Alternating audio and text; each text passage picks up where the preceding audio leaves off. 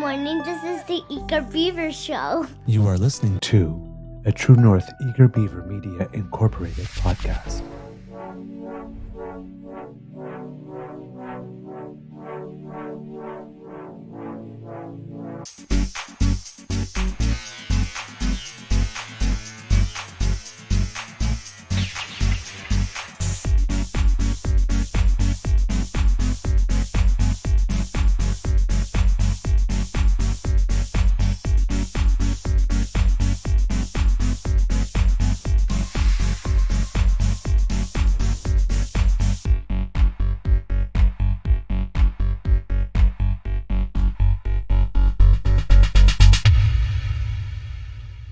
The True North Eager Beaver podcasts are proudly brought to you by our founding sponsors, the Misfit Mysteries from Corvid Moon Publishing, your source for science fiction, fantasy, and cozy mysteries featuring a broad diversity of characters, CanadianTarot.com, your uniquely Canadian online eclectic tarot community, and the Peppermaster, hot pepper sauces made from farm-fresh ingredients to thrill your taste buds and expand your mind.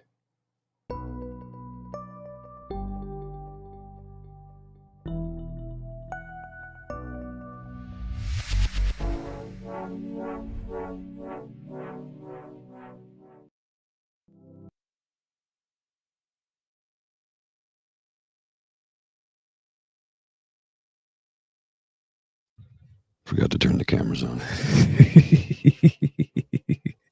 Well, good morning and hello, kids, and welcome to season 4 and episode number, I think it's 602, but I could be wrong. Correct. No, that's the correct.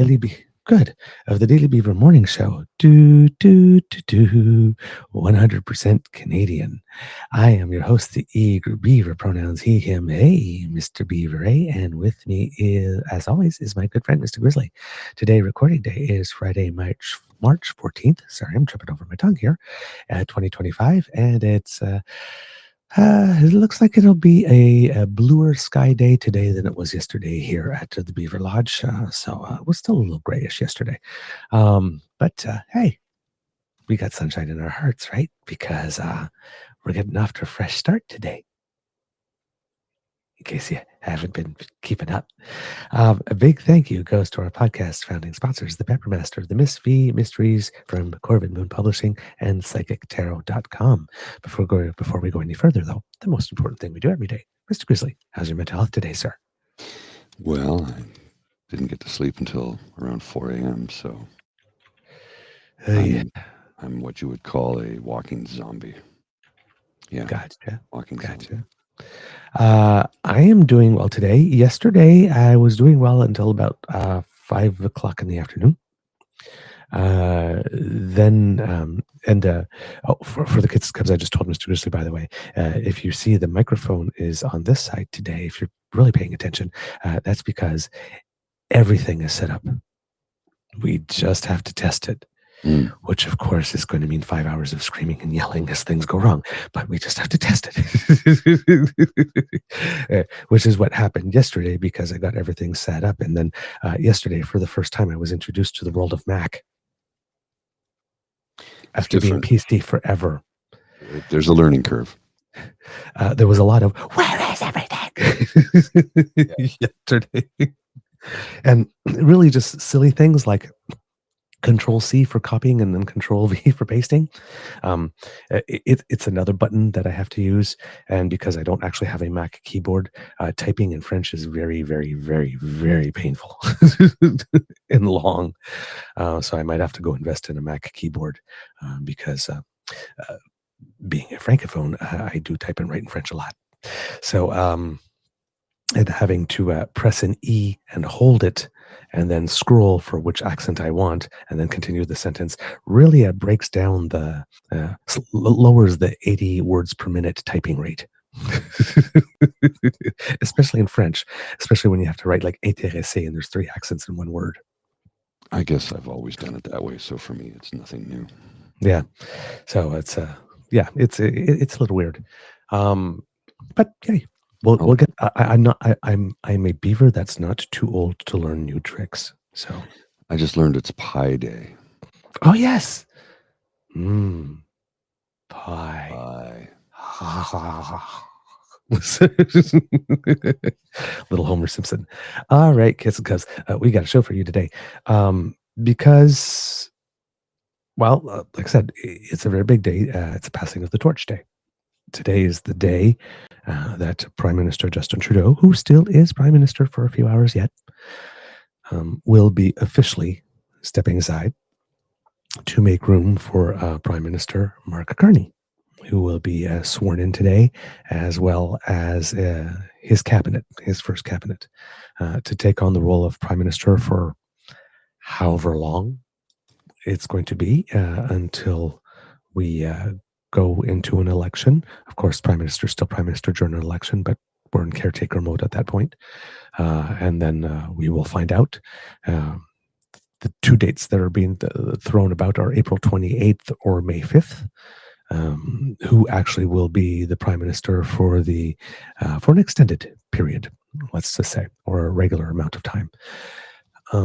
I have nothing to go on to say April 28th or May 5th.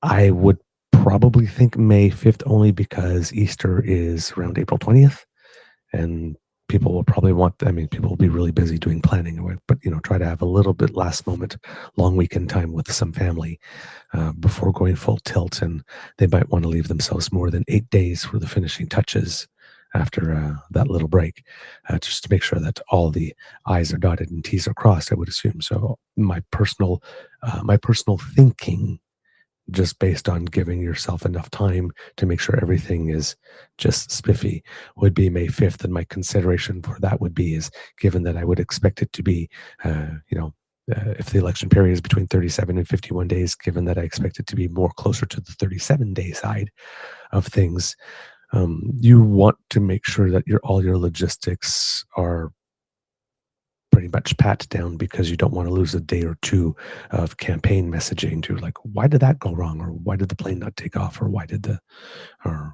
was this reservation missed or something. So, and that you have an announceable, every day. So, and then leave room, of course, for things that will come up, because things will come up because, well, who we have south of us, and he just likes throwing curveballs in the middle of stuff, right? So, my guess is that you would probably, and given that I assume that Carney is a bit of a planner, he might want to take more time. Now, also given that we saw yesterday, right, that he already had his disclosure papers and everything file ready, so the second he was determined leader, he'd file them, and the very next day said, hey, by the way, all done, everything's disposed of. Maybe that's already charted, and they are ready to go on the 28th. So, some people are hyper planners. It wouldn't surprise me if a central banker. Wouldn't have surprised me if Chrystia Freeland either, if she was running. Well, you know how we read all the comments that we get on our show. Yesterday, currently, the replay episode of Pierre Poilievre panics Prime Minister designate Mark Carney, which was, when was that broadcast? Yesterday, the day before? I'm not even sure. It was March 12th. Take a look at that one. 2 days ago. 2 days ago. So the replay has like 70 comments. Has what? 70 comments. Wow. So I'm responding to a lot of them, and some of them are downright hilarious.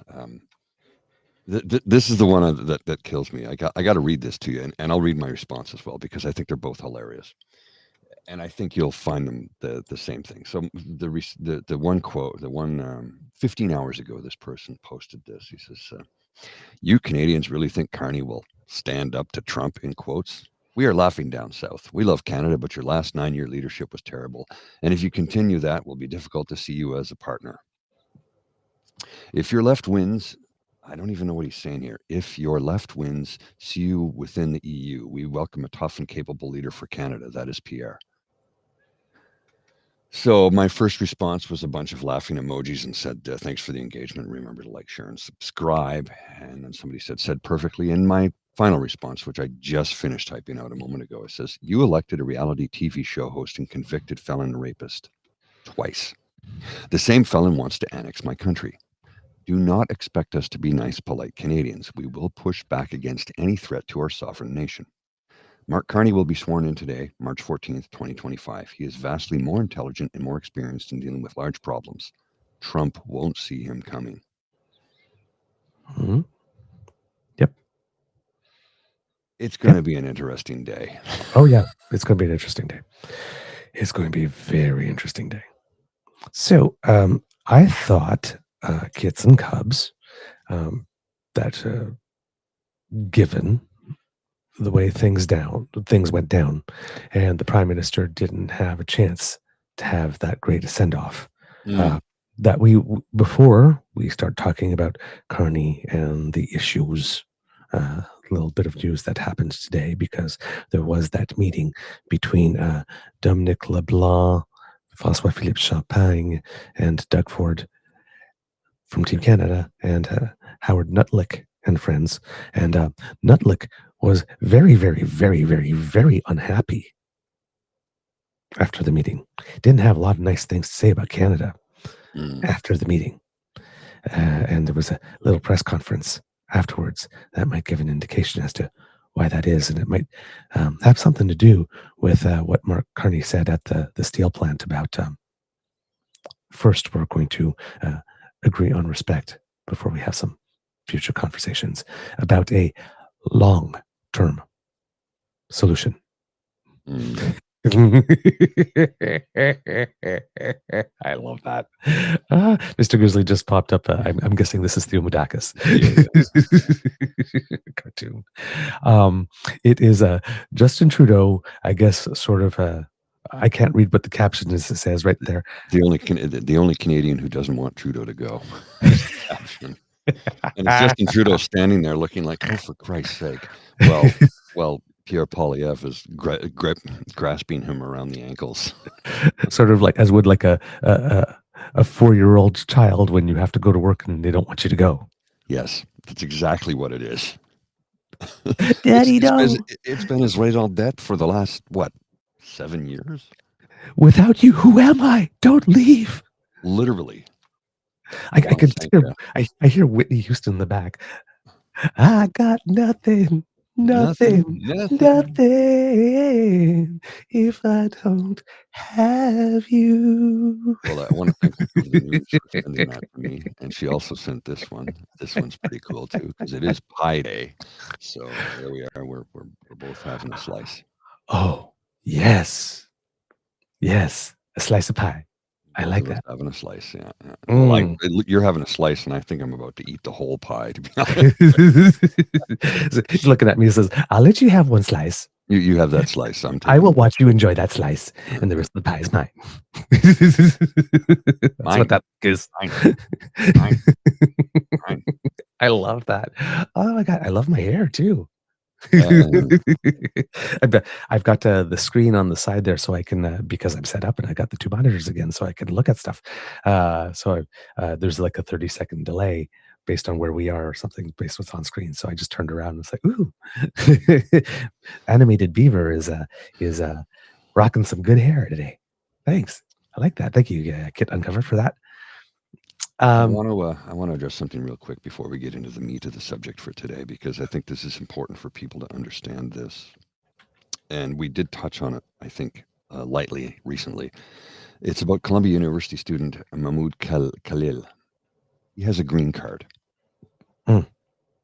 He was arrested for protesting, and he's about to be deported despite not committing a crime in the United States of America.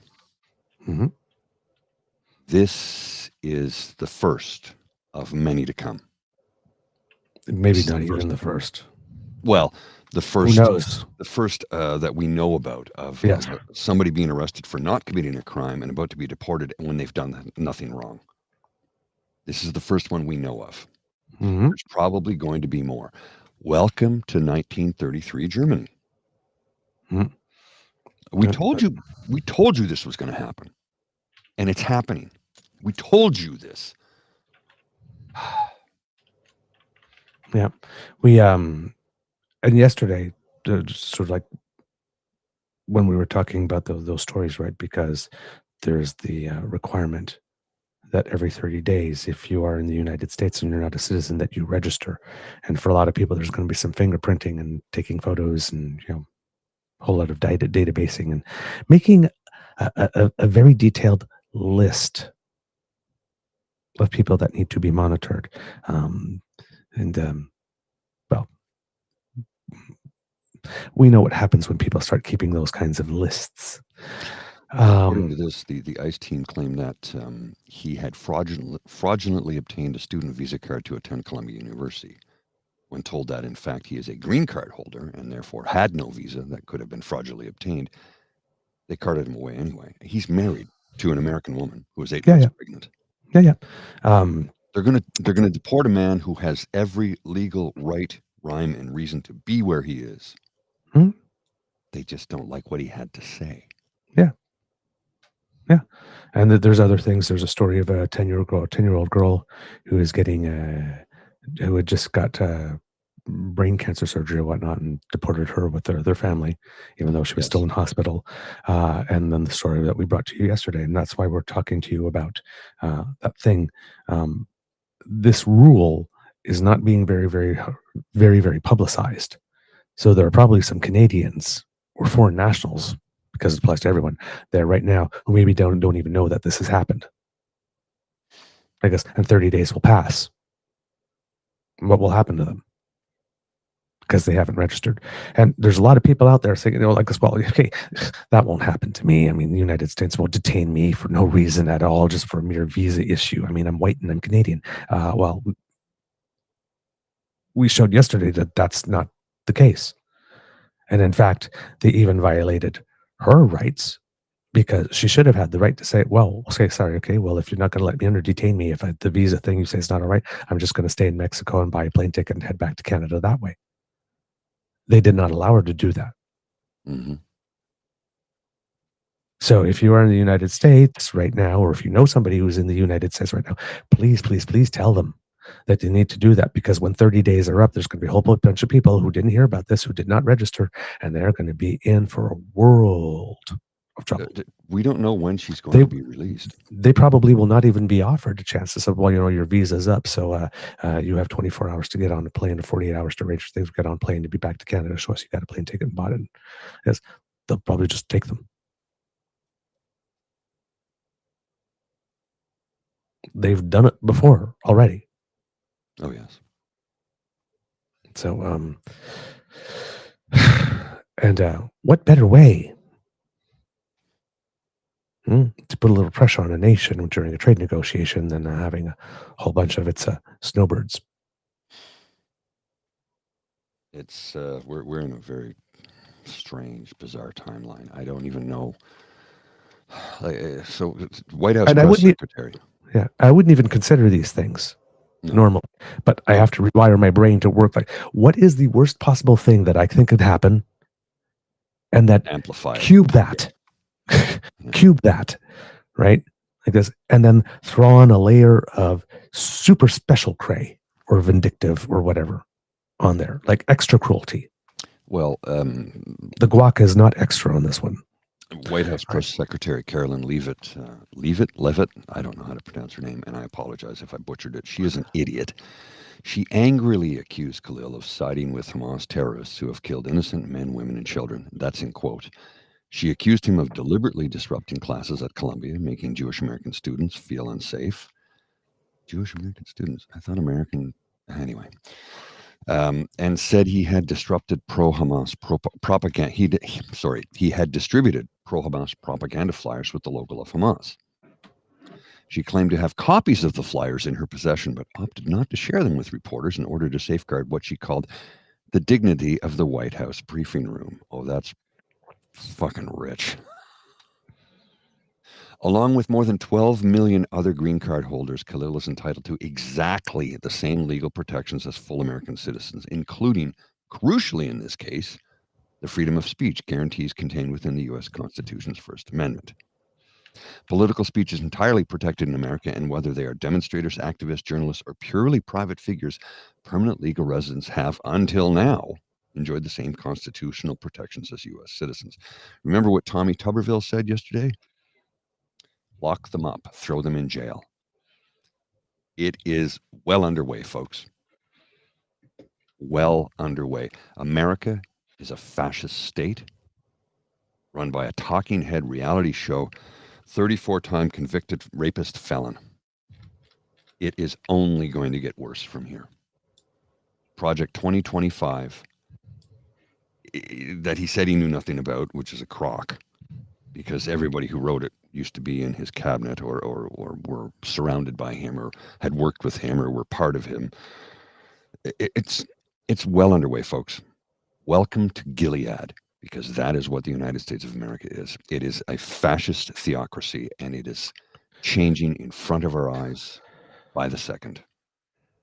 It's just, I never thought I'd live to see something like this, and yet here we are. Here we are. It's just mind-numbing to me. I got to take a break. I need more coffee because I've only been up for a few minutes and I only had 2 hours sleep. So by all means, sir, please take it away and I'll be back in a minute. Okay. All right. So as we were talking about, sorry, it's going to be a little odd segue from that because we were talking about thanking the Prime Minister for his service. And now we're going from Gilead to that. I don't know how to segue smoothly from that. So apologies for the clunkiness. So yes, today, because there's going to be the passing of the torch, of course, we're going to take some time looking at what the Prime Minister said at the convention. And he then released a very, very, very short little video yesterday, less than a minute, which is, a final message. And then we'll see what the future has for him. I would suppose he would want to take a long bit of time off and reconnect with his children and stuff before going on to his next adventure, I would assume. But hey, I assumed that of Carolyn Bennett when she stepped down. And I assumed that of Premier Dennis King when they stepped down, and they were soon off as ambassadors to Denmark and to Italy, respectively. So could very well be that the next phase is already written and that he's planning to, there's an appointment or a job for him lined up. But I would think, put it this way, he definitely deserves some time off. 10 years and a 24/7 job, well, 24/7 on-call job. You might want to take a month or 2 or 3 or a year or a decade, considering everything he had to do and all the stuff that he's been through. I'm surprised, considering all the stuff that has happened. Trump first time, Trump second time, and COVID, and then all the other stuff, that he doesn't look a whole lot older. Because normally these types of jobs really age you. He should look like Gollum based on everything he went through for the last 10 years. Or how he's barely aged in that time frame is pretty miraculous. I guess it has to do with love, having love in your heart. Yeah, and the yoga. Yeah, love and yoga. Yeah. I swear, God, this guy has got to be the most zen prime minister I know of, because they threw everything at him, and I don't think I've seen him once lose his temper in public. I've seen him be firm. He did in the House of Commons once, but I've never seen him do it. Okay. In a public setting other than the House of Commons, when he walked across the floor and grabbed somebody and pulled her by the arm. You remember that? Oh yeah. He got accused of SA because he bumped into somebody. I'm like, oh yeah, the elbow bump. Yes, the elbow bump. That's sexual assault. Elbowgate. His elbow. He bumped into somebody with his elbow. It was not intentional. It happened, and you want to call that sexual assault because it happened to graze her breast. Yeah. The worst thing was the grabbing of the other person's arm. Yes, technically, that was the worst. Technically, yes. I'm like, wow, you really are trying to split hairs here. I mean, they are not happy unless they are miserable or complaining about something. That's the only conclusion I can come to. Mr. Grizz, I don't know if I had sent you something or not. Let me just check. It's really weird. I kind of got lost in my thoughts, so I don't know if I actually completed the thought. And I actually, because I'm on the Mac now, I can't actually find the sent folder. I don't see it, so I don't think you sent it. No, I did not send it. Okay, that's cool.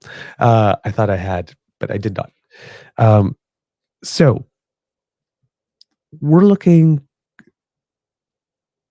at a very, very specific career. Like every prime minister comes in a time and has something coming on, right? I mean, Prime Minister, the ones that I remember of my lifetime, Brian Mulroney, they had the first one, and then we had the free trade election, and then we had Jean Chrétien that came in, it's like, I mean, Mulroney, the progressive conservatives imploded in a most spectacular way. They went from 2 consecutive majority governments, the second one actually being an actual majority where they got 50% of the vote, to 2 seats. And then politics splintered. We had the Reform Party pop up, and we had the Bloc Québécois pop up. And politics as we know it now-ish sort of started around that time in the 90s. Then we had Chrétien and Martin, where they had their whole thing was the fact that they had to get the economy back on track. Because as Chrétien reminded us in the speech, we didn't show you that section, but when he was prime minister, 35 cents of every tax dollar was going to paying the servicing of the debt. Currently, it's 11. Yes. 11. Even after COVID, even after the hyperinflation, it's 11. So, like, again, when the conservatives are telling you, like, oh my God, we're going to hell in a handbasket, it's like we are not even anywhere near where we were in 1995. Nowhere near. So, I mean, we need to pump the brakes on the doom and gloom and everything's broken thing. Mm-hmm. It's not. Okay. It's not. And that's as well after a decade of Harper, who wasn't very good at balancing the budget. Right? Mulroney and Harper both left us a lot of debt until COVID combined. Both of them were the two that left us the most. Well, maybe not most, but combined, they left us a hell lot of debt. In my lifetime, Mulroney left us dead. Liberals balanced the budget and got surpluses 8 or something years in a row. Yes, and then Harper had more debt.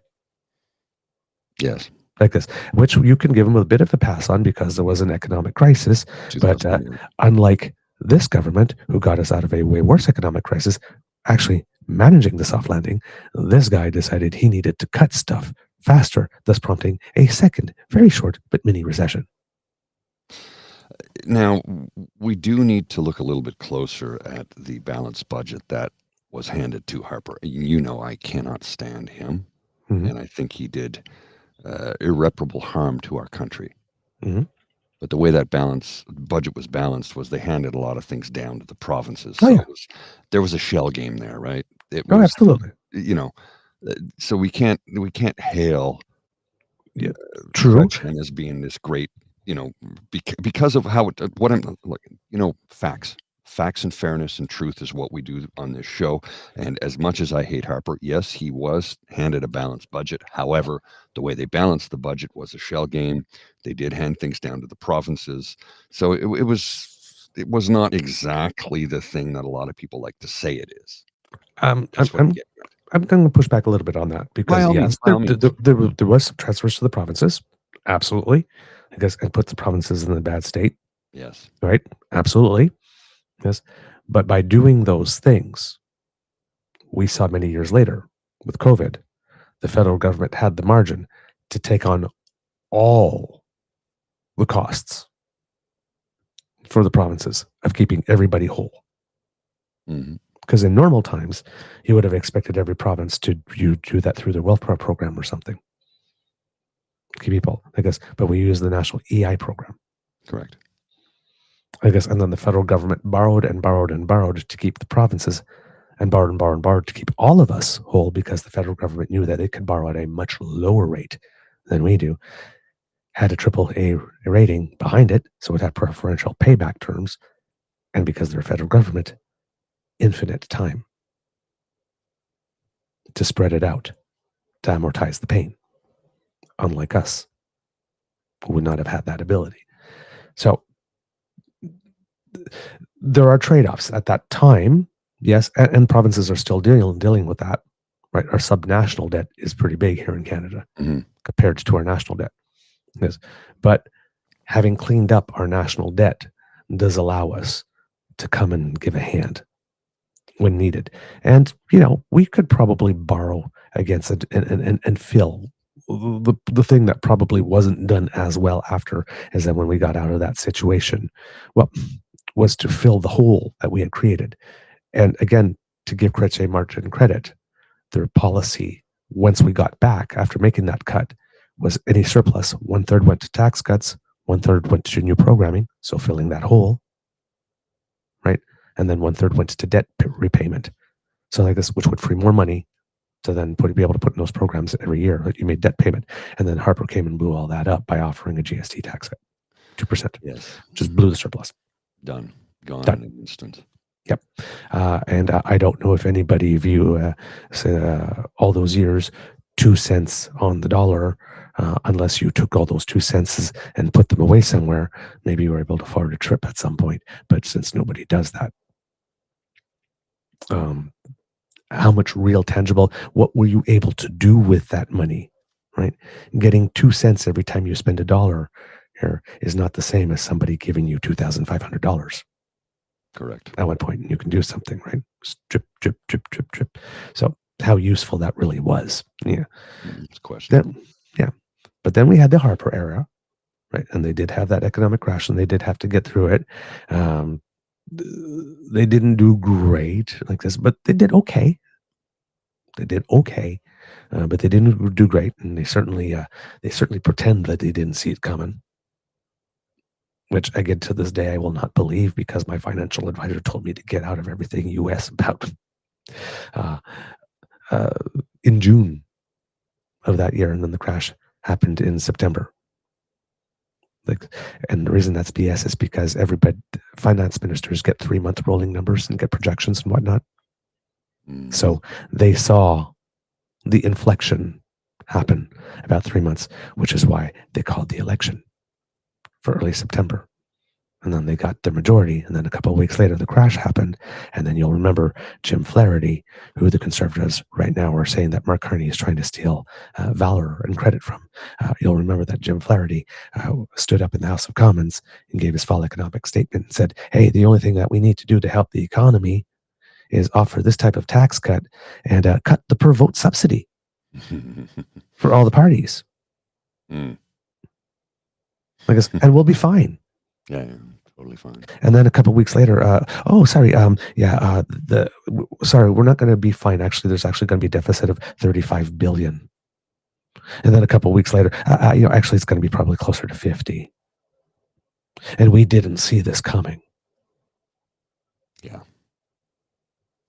Again, if you believe that, I have some beautiful real estate on the North Shore of Saskatchewan. Yes, oceanfront property. Oh, yes, you just eagles flying. Oh, hang on a sec. Breaking news. Oh.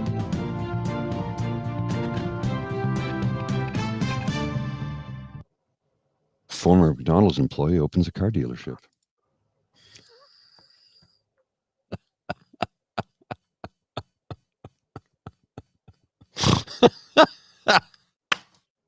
Oh, come on. That was funny.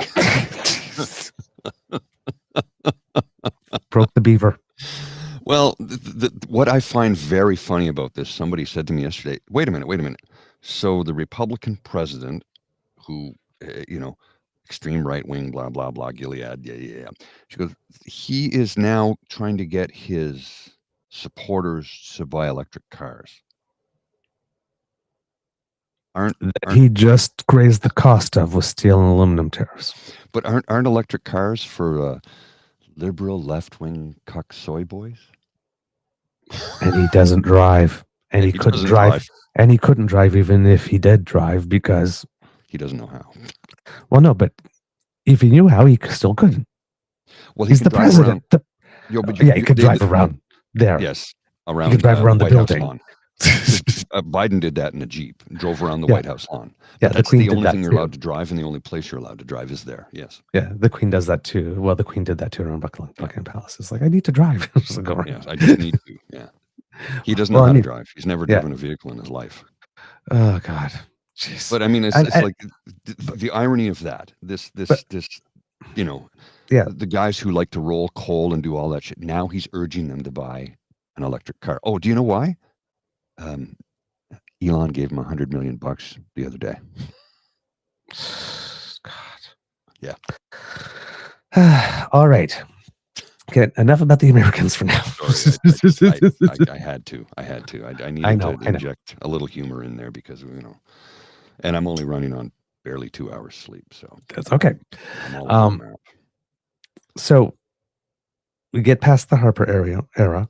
And I distinctly remember Rona Ambrose joking, "The bad man is gone."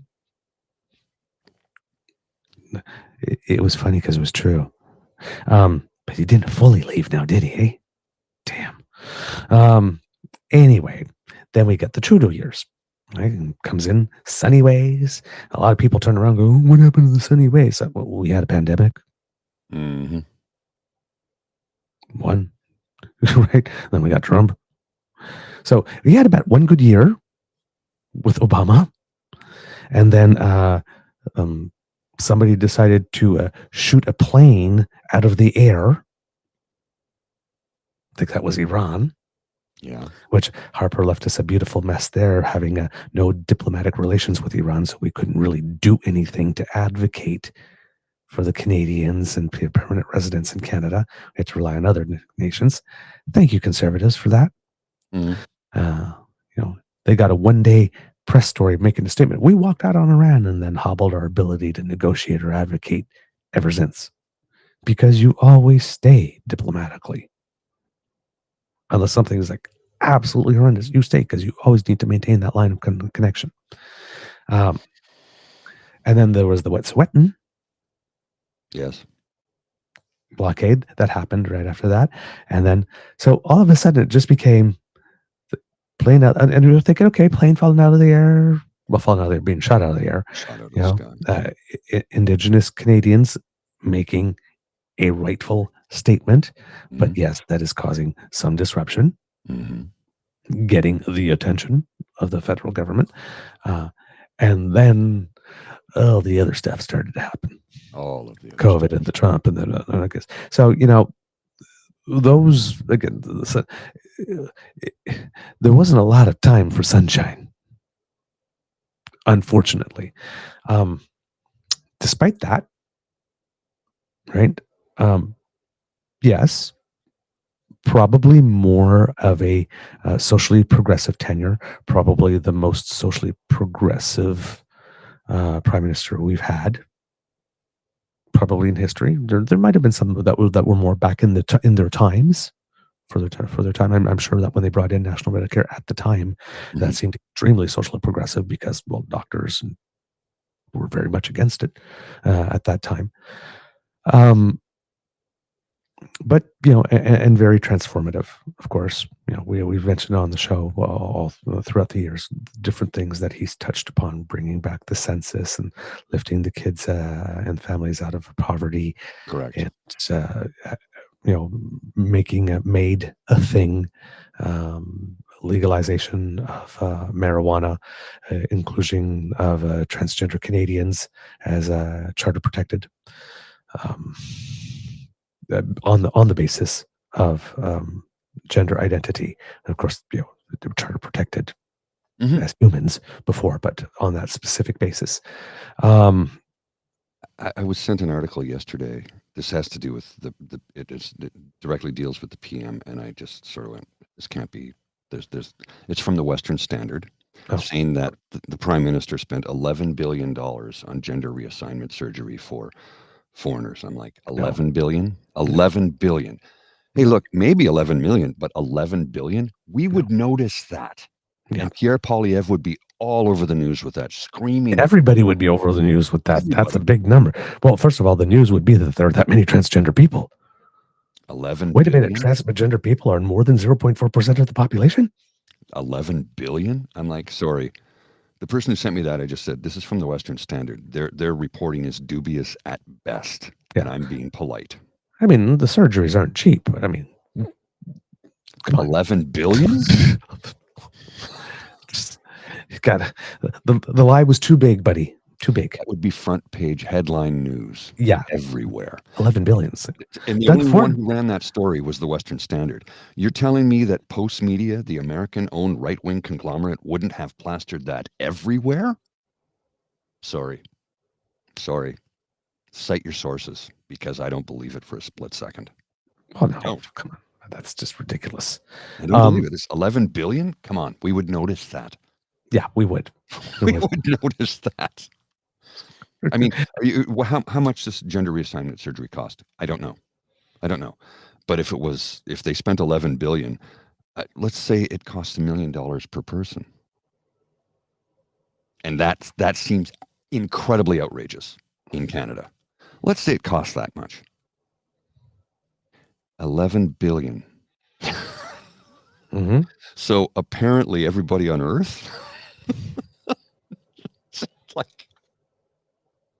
well, technically, yes. Yeah. Technically, I mean, given that executive order. Yes, assigned at birth.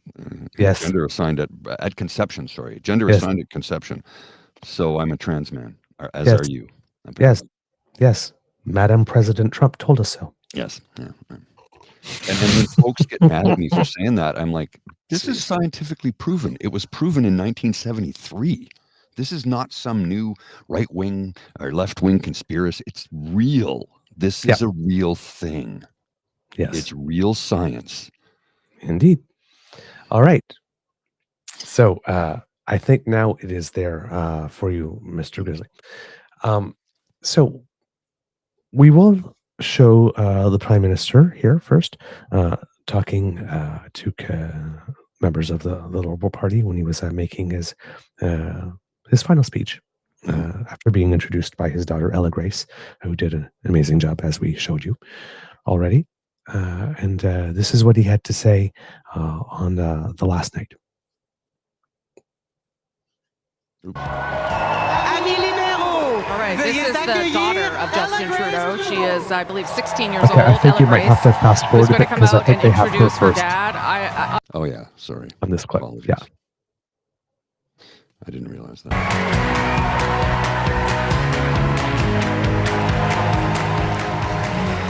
Okay, that was Ella Grace Trudeau, very put together 16-year-old. I would not have been able to give that kind of speech at that age. And here's Justin Trudeau on what is undoubtedly an emotional moment for him. We will listen in and talk about it. Mes amis, bonsoir tout le monde. Hello, my friends. You know, as I look out across this room, I have just one question. How's the Liberal Party doing tonight?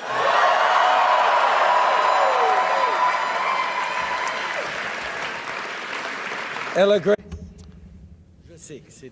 Grace, I know that these last few years haven't been easy for Sav. Hey, Adrienne, yourself. Thank you for having been so patient with me, even when I was stressed, when I was traveling too much, when I couldn't think about anything other than work.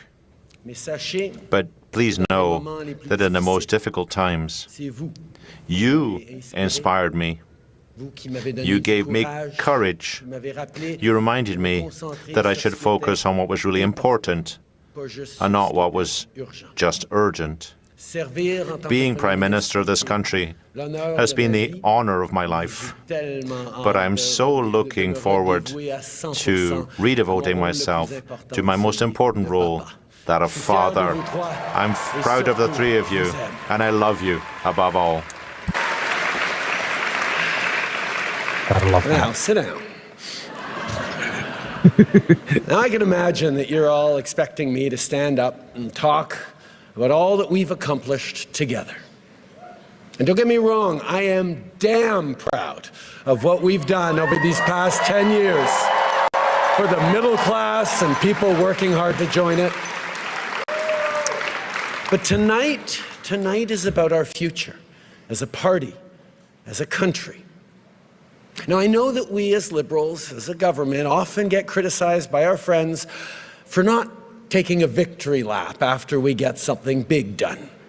We do something really big, and then we move on right away to the next challenge.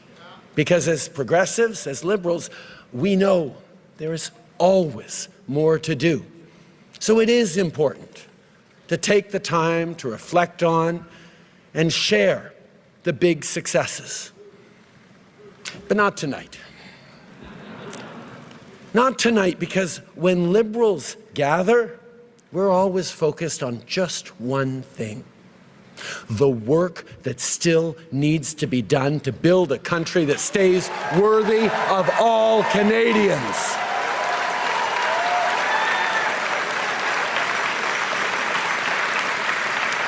And simply put, that's the work of a lifetime for each and every one of us. It's very simple. Liberals are dedicated to making this country even better, not because we think it's broken, but because we have an opportunity and therefore a responsibility to ensure that Canada stays the best country on earth.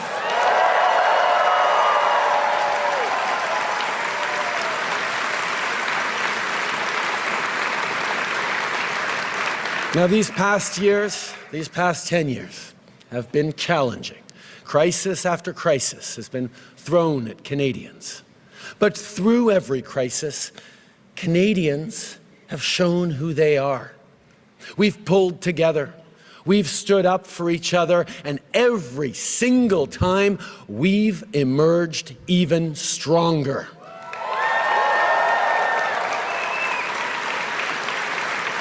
And now, as Canadians face from our neighbor an existential challenge, an economic crisis, Canadians are showing exactly what we are made of.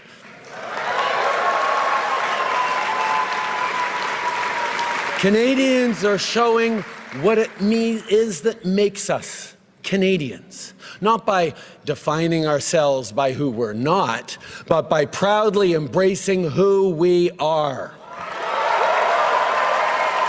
Okay, let's take a little stop there. We're a country. That little bit of note is really important because you'll remember when all of this started. When the Prime Minister went on to U.S. television, he said, well, one of the ways that Canadians define themselves is say we're not American. Mm-hmm. Well, over the past couple of weeks, that's evolved now, hasn't it? Yes, very much so. Mm-hmm. Let's keep going. I just wanted to note that because there was a change in verbiage there. And it's like if you didn't notice that, or if you missed the first one, it's like, oh, yeah, okay. Country that knows that standing up for everyone's fundamental rights is the only way to protect our freedom.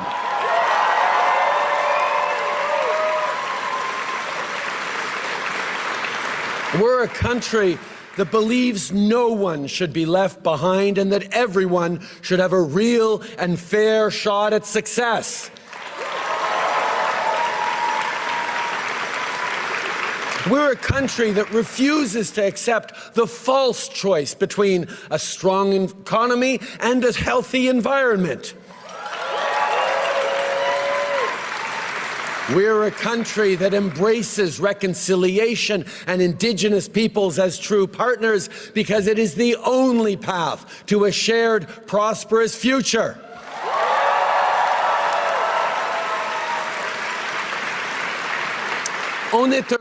We are a country that promotes its culture and protects its heritage. We're a country that breathes life into the French language and is heard across the world. We're a country that celebrates its diversity and draws strength from its differences. We're a country that celebrates the right of each and every person to be who they want to be, to pray as they pray, and love whom they love.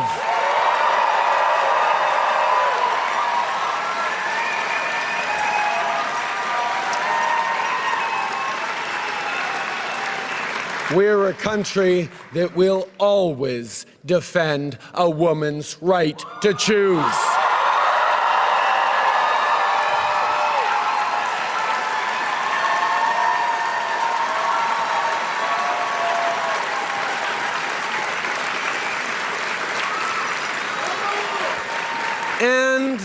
we're a country that will be diplomatic when we can, but fight when we must, elbows up.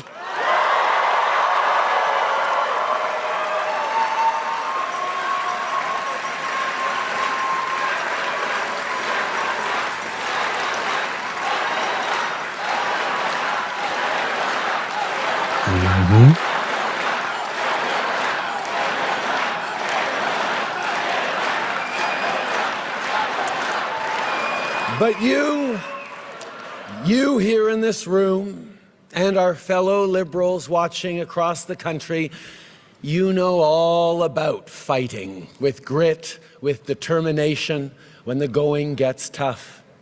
You remember where we were 15 years ago with just 35 seats in the House. You remember our ups and downs and all those times that people counted us out, all the times they said our party was on its last breath. Like all Canadians, it's when you try to count us out that we Liberals show our true mettle.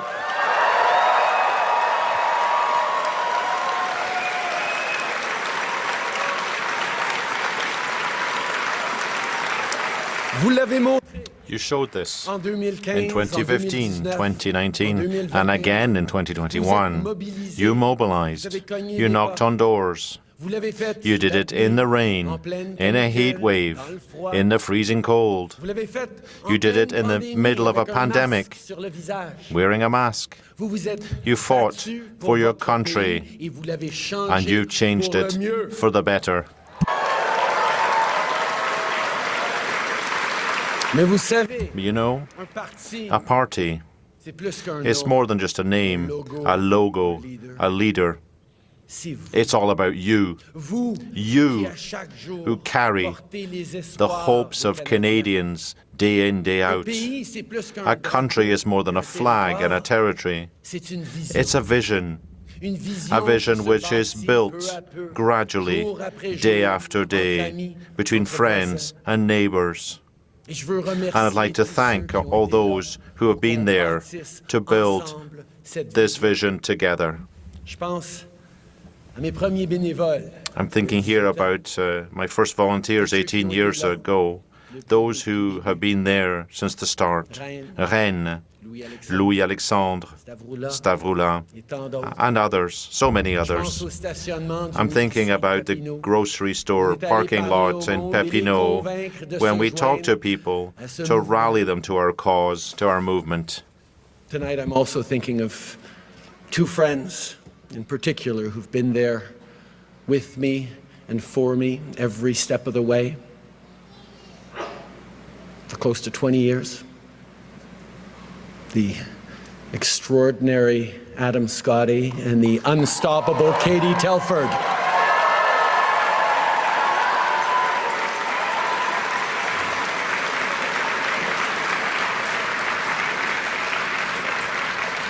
Now, as I look at all of you in this room, no speech could be enough to thank you all as much as I'd like to, as much as you should be. I can't even offer you a well-deserved break because, once again, we need you. Your country needs you maybe more than ever. And I have no doubt that you will answer the call because you've done it before. Liberals will meet this moment.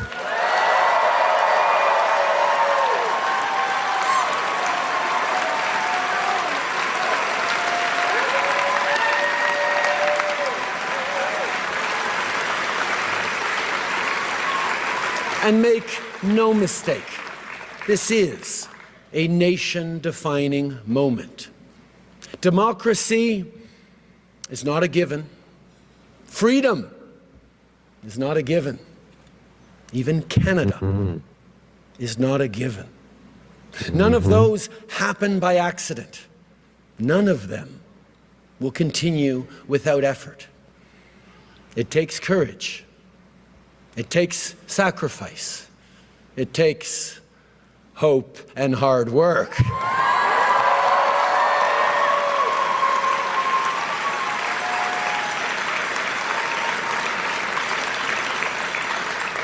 60 years ago, standing atop Parliament Hill, Prime Minister Lester B. Pearson first raised our beautiful maple leaf into the Canadian sky.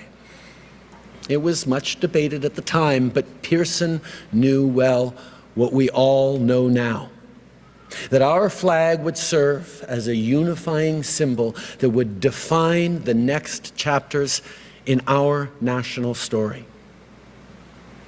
60 years later, there are still so many more chapters to write. And I can tell you, the world is looking to see what Canadians will do.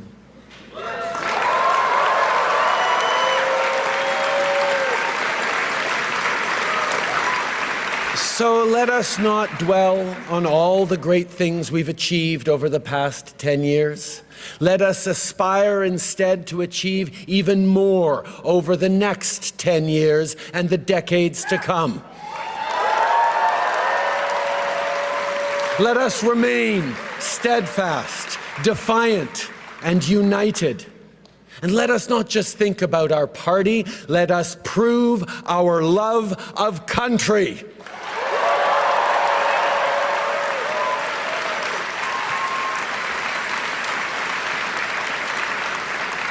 As your leader, as your Prime Minister, I have done my level best each and every single day to help build a country that stays worthy of all Canadians. I've done it for Xavier, for Ella Grace and Hadrian. And I've done it for your kids too. And I've done it with you. And although you'll always find me alongside you, cheering along, their future and your future is now in your hands. Merci, mes amis. Merci pour tout.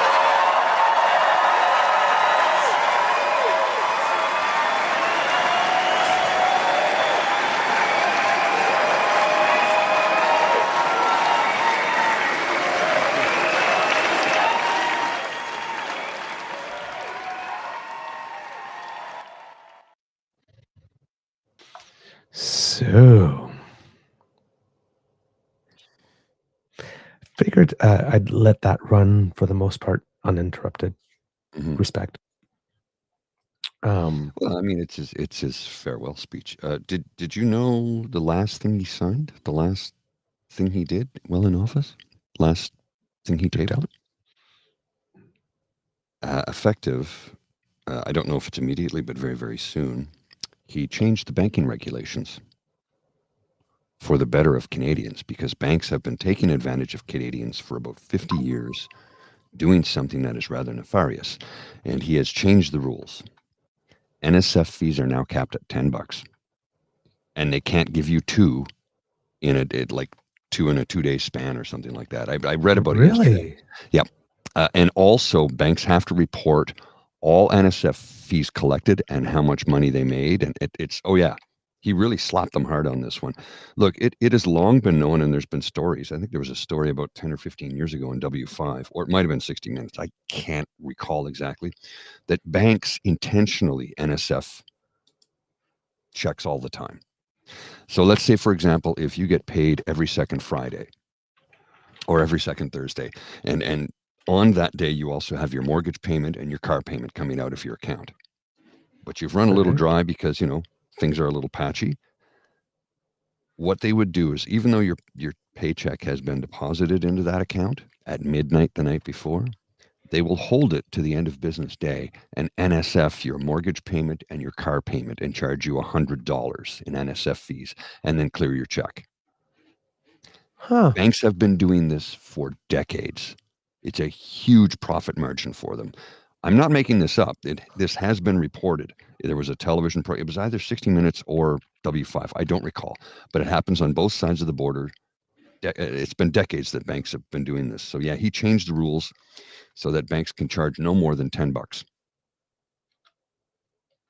And you're right. Darn good. And this Saucy Sea Witch says it right here. The new laws for banks are great news. NSF fees were hurting people and banks were cleaning house. And it's true. It's long been a thing of banks who know. And I remember reading a story years ago about somebody who was a federal government employee who had something come up in his life and he had to drain one of his accounts. to take care of a bill. And of course, he's been a federal government employee for 30 years. So the bank knows when he gets paid. And they did exactly what I said. They bounced his mortgage payment, they bounced his car payment, they bounced his insurance payment, all in the day he got paid. So he wrote a long letter. It was published, I think, in the newspaper, if memory serves, and then closed all of his accounts, and then had all of his family members do the same. They all moved to a different bank. He says, this is how you treat somebody? I've been with you for 45 years. I've been employed by the federal government for 30 years. And you NSF so you could make a few extra bucks off me. Well, you get no more of my money. And he left. I know a number of people who have done that. Matter of fact, a friend, his father who ran an insurance company in Smiths Falls, the bank pulled a stunt like that on him. Not only did his entire family close their account with the bank, he pulled all of his business accounts as well and moved across the street to their competitor. And he says, no, there's no apology. There's nothing you can do to make this up to me. We are finished forever. And his insurance company put millions of dollars through that small town bank who lost it all because they got greedy. So this $10 NSF fee, I welcome it. I welcome it. $10 is the cap that they can put on it. I was like, this is good news, friends. This is good news. And Saucy just news. put it in the chat there. If you see it, I don't know if you can see it or not. It's in the chat now. So it's, all right. I will click on the link and let me see where the link is. She put it in the link. Put it in the chat, so I'll pull it up and have a look. All right. And this is, by the way, that you mentioned, it's something that was announced actually back in 2023. Correct. In 2023, I have a news release here. It was a certain amount of measures that the government was taking to ensure that Canadians were treated fairly by their banks. The first was to protect Canadians from rising mortgage payments,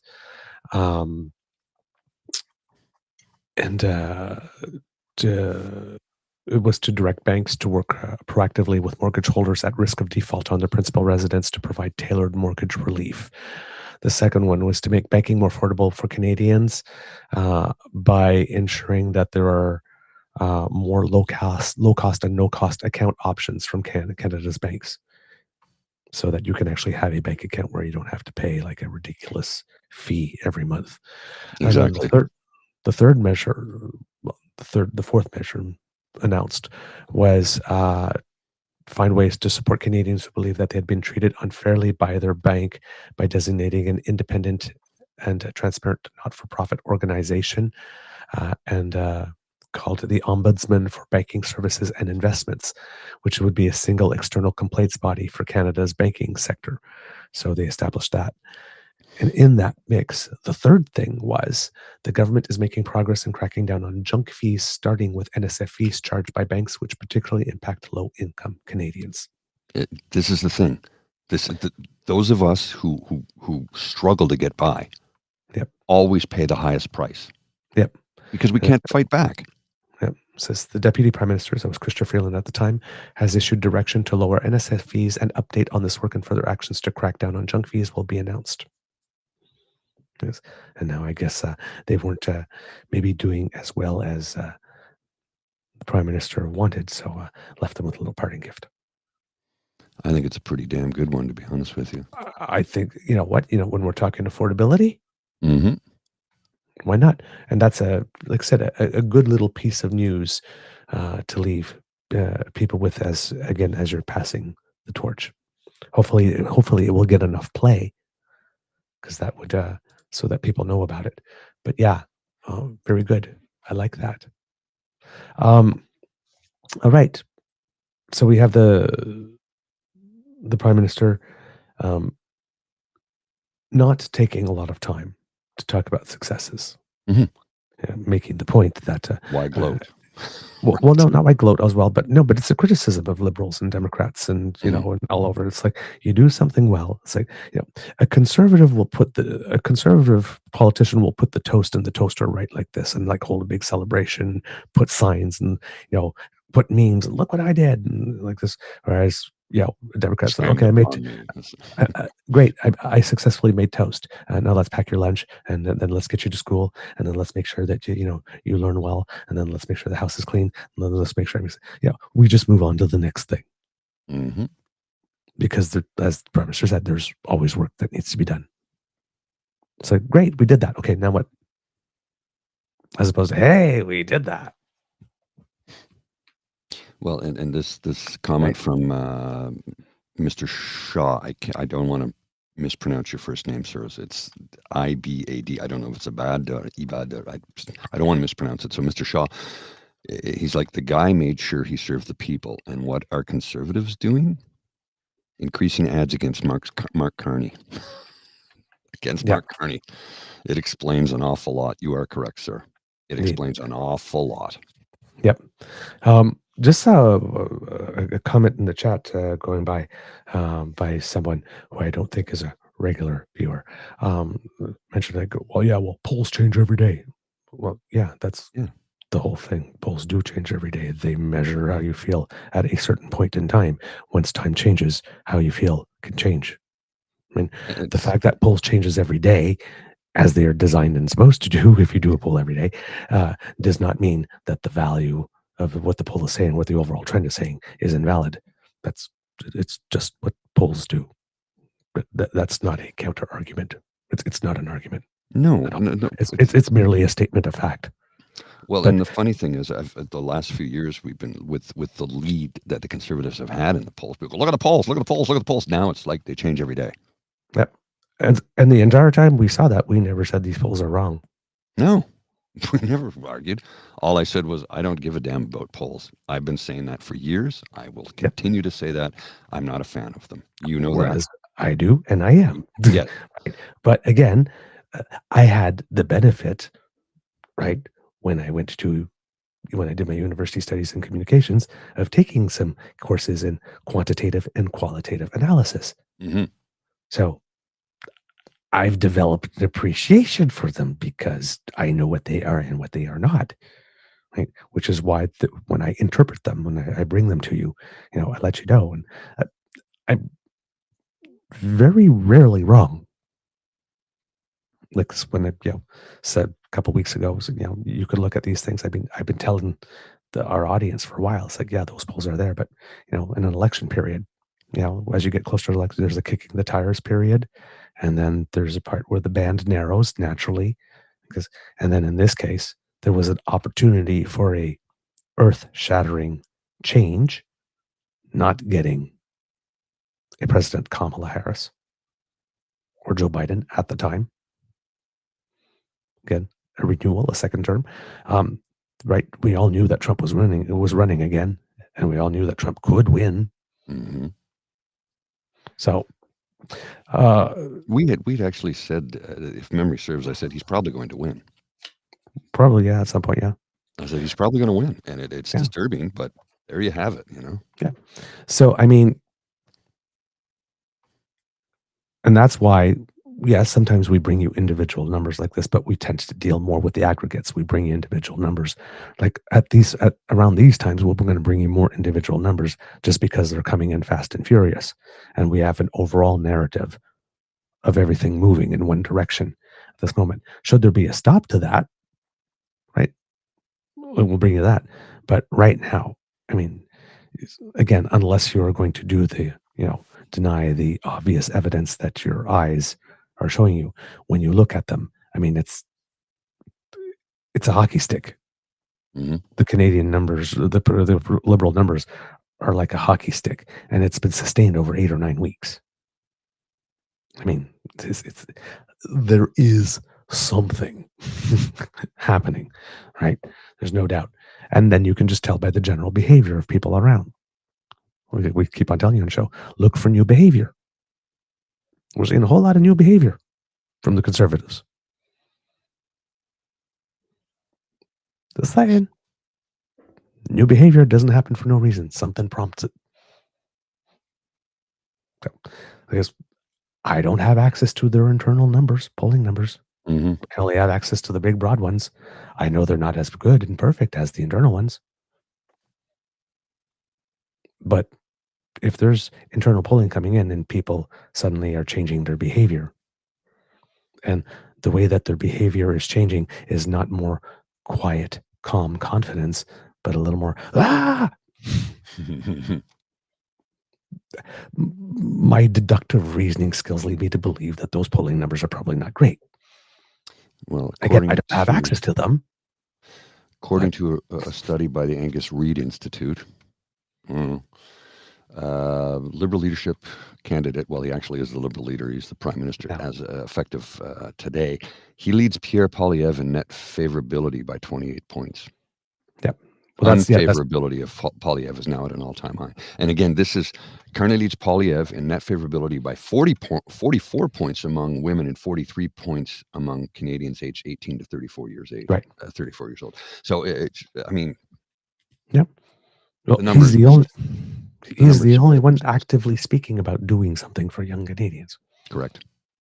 Yes. Right. Pierre Poilievre is doing all the young Canadians can't afford homes. Like, yes, but what are you going to do about it? $150,000 GST cut on a home that already costs $500,000 to $1 million or more is not going to help a 25-year-old. Nope. No, not at all. Sorry. Not in the least bit. Unless he's getting some help from the International Bank of Mom and Dad. Yeah, well, and that's the only way. Only way, but other that's not helping. That's not helping. So again, great speech for the Prime Minister, prompts, but in this speech, right, it's not a victory lap. He's still working. Mm-hmm. Yeah. To the last possible second, he is working, he is rallying, he is laying the road ahead, he is bringing clarity. And he is pumping us. You can do it. He's boosting our confidence. He's telling us that we are capable, that we can come out of the other end of this. With some difficulty, with some struggle, with all that like this, but we can come out of the other end of this in a manner that is both good and a manner in which we can be proud. Doing the right thing the right way. So, what can you say? I thought it was an interesting twist on a departure speech, but I really liked the way he did it, how he presented himself, and what it is that he had to say. Mm-hmm. Now, as we are saying goodbye to the Prime Minister, there are two articles I'd like to read. One we've talked about, but I don't think we read it in, because when we're talking about the Prime Minister's legacy. The first one was with regard to Indigenous people. Because as we've stated on the show, and I think it's pretty much an undeniable fact, there is probably no Prime Minister in Canadian history might be able to take all of them and put them all together. I mean, all of them. Since the beginning. Who's actually devoted care and attention to Indigenous people. I should say, Karen, I'm sure back in the day, they were spinning it as care and attention when they were spending so much money. Well, certainly, let's put it this, they were certainly giving them a lot of attention when they were spending a lot of money with residential schools to try to beat the Indian out of the child. But not all detention is good. So this we're talking about actual care and actual attention. And this is from the Saskatoon Star Phoenix. Someone named Doug Cuthand wrote this, and I will go to the bottom to see if there's a little bit of a description of, because sometimes they have that. Yes, Doug Cuthand is the Indigenous Affairs columnist for the Saskatoon Star Phoenix and Regina Leader Post. He's a member of the Little Pine First Nation. So that's why I was wondering about the source here. Justin Trudeau was best Prime Minister for Indigenous people, is the headline. This appeared on January 11th. The resignation of Prime Minister Justin Trudeau has been met with relief and gloating from much of the Canadian public, but in Indian country, his resignation has been a cause for reflection and regret. Simply put, Justin Trudeau was the best Prime Minister we ever had. He made the relationship with First Nations his priority and established a nation-to-nation relationship with us. This relationship had been a long-standing request from the First Nations and recognizes our special relationship with the Crown and Canada through our treaties and our specific place within the Canadian Constitution. Under his direction, the federal government instituted the policy of reconciliation and worked to implement the calls to action of the Truth and Reconciliation Commission. Reconciliation became a process that was adopted by corporations, provinces, and individuals. His leadership has been a period of increased awareness and understanding of Indigenous issues, which has raised our profile to the point where I doubt that any new incoming government can ignore us. Trudeau also recognized the United Nations Declaration on the Rights of the Indigenous Peoples, which Stephen Harper's government had refused to recognize, along with the United States and Australia. The recognition of our rights under international law was in keeping with our treaties and our Aboriginal title as the original inhabitants of this land. Detractors maintain that it gives the First Nations a veto over resource development, but it really means that as the original inhabitants of this land, we have the right to be included in both the conversation and the decisions. In other words, we are now partners in major economic decisions. Under the Harper government, Indigenous budgets were frozen at the annual rate of inflation in spite of the fact that we have the fastest growing population of any group in the country. The result was that our education system and social safety net fell further and further behind the mainstream. Those are actually cuts. When you give funding that increases at the rate of inflation, but population is growing faster than everybody else, the amount of money per capita decreases. It's a cut. It's cut. When the Trudeau government came to office, the freeze was lifted and more equitable finances became available. The redneck trolls on social media refer to increased funding as, quote, the gravy train. But when has equitable funding meant anything more than fairness? The previous government had refused to implement an inquiry into missing and murdered Indigenous women, though the facts were undeniable. Trudeau made the inquiry a campaign promise and saw it carried out, and numerous recommendations emerged. I had forgotten about that. Going through the list of accomplishments, I had forgotten that he actually did quality inquiry. One of the findings was that the murder of Indigenous women and girls was an act of genocide, that society saw Indigenous women as expendable and held their lives as cheap. This remains a serious stain on Canada's international reputation and cannot be ignored by any future government, and I would say even less so now that Rob Canoe did what he did. Hopefully, that means never more will any Canadian, no exceptions, be disposed of in that manner. And public officials will say, I'm sorry, but that person you loved is trash. We will not go look for them. We look for everyone. No exceptions. If we're not doing that, something's wrong. When Trudeau worked to change the relationship with First Nations, it was not a job he could do alone. His good intentions were ignored by the Indigenous Services Department, aka the Department of Indian Affairs, aka the Colonial Office. They continued to develop financing agreements that reduced the chief and council's rightful place and created the equivalent of federal municipalities. Provincial governments, including Saskatchewan's, provide minimum resources for the homeless and Indigenous persons living off the reserves. They continue to ignore our land rights and sell off Crown land where we should have the first right of refusal. It was obvious in the last election that the Saskatchewan Party wrote off the Indigenous vote and concentrated on their rural base. The next federal government, be it Liberal or Conservative, must continue to address the important issues on the Indigenous agenda. The recent rejection of the Child Care Agreement and the reform package by the First Nations chiefs must be revisited and ratified before there's change of government. It's doubtful a Conservative government will offer the same terms. Justin Trudeau took First Nations relationships a long way during his tenure in office. He accomplished many firsts, and future governments will find his progress hard to ignore. We have come a long way, and we're not prepared to go backwards. So that was this first retrospective from a community. The other one is one I stumbled upon yesterday, and I am going to read, and I'm going to admit I'm doing it because I am biased. Because it's about my community, There you go. No the worries. rainbow one. So all cards on the table. This choice of selection is 100% total bias. That's fine. Okay. It's by Dale Smith, a journalist and I think you too, Mr. Grizzly, very much appreciate, Yes. based on past comments. I sent him a little note saying, if you want to come on the show, by the way, you're more than welcome. Here's the thing.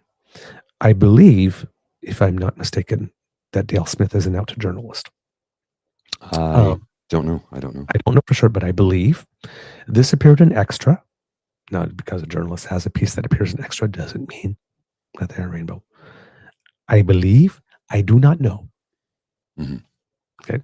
But I am reading this as someone who believes that this comes from a perspective of someone that is within the community. And you would normally think, right, this is going to be elogious and praiseworthy and whatnot. And there is some of that. But I'm reading this because this is actually a very solid and fair analysis that has both criticism and compliments.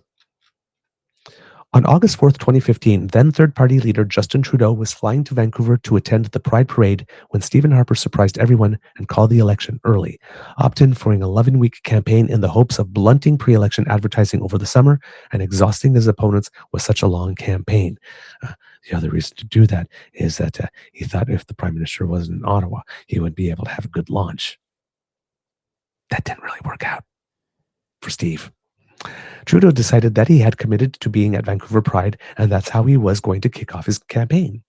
In a way, it set the stage for his time in office, where he made big promises to minority communities, including LGBTQ2S+ communities, but his record on following through is decidedly mixed. As he resigns as Prime Minister and turns over the reins to Mark Carney, we can say that Trudeau did have an overall positive effect on the lives of LGBTQ2S+ people in Canada, particularly with pushing forward the recognition of gender identity and gender expression laws to protect trans and gender non-conforming people. Nevertheless, because this was a government that couldn't communicate its way out of a wet paper bag, the rights-affirming legislation also saw the rise of Jordan Peterson, who claimed that he could be jailed for misgendering someone, and became a folk hero of the far right as a result. All of that could have been avoided if the government had had a better grasp on how to effectively rebut his nonsense, rather than turning him into a faux martyr and purveyor of grievances. I have to push back a little on that. Mm-hmm. I do believe, yes, the communication problem did exist, and I do believe it would have been helpful if they had been able to do that. But I also believe that that other side of the political spectrum is just going to do what they're going to do regardless. Period. So yeah. You could have Einstein come and explain it like they are 5 years old. They will still find a way to misunderstand it, because the goal, as Nate Pike told, is not to have a good faith conversation or debate. Exactly. Right.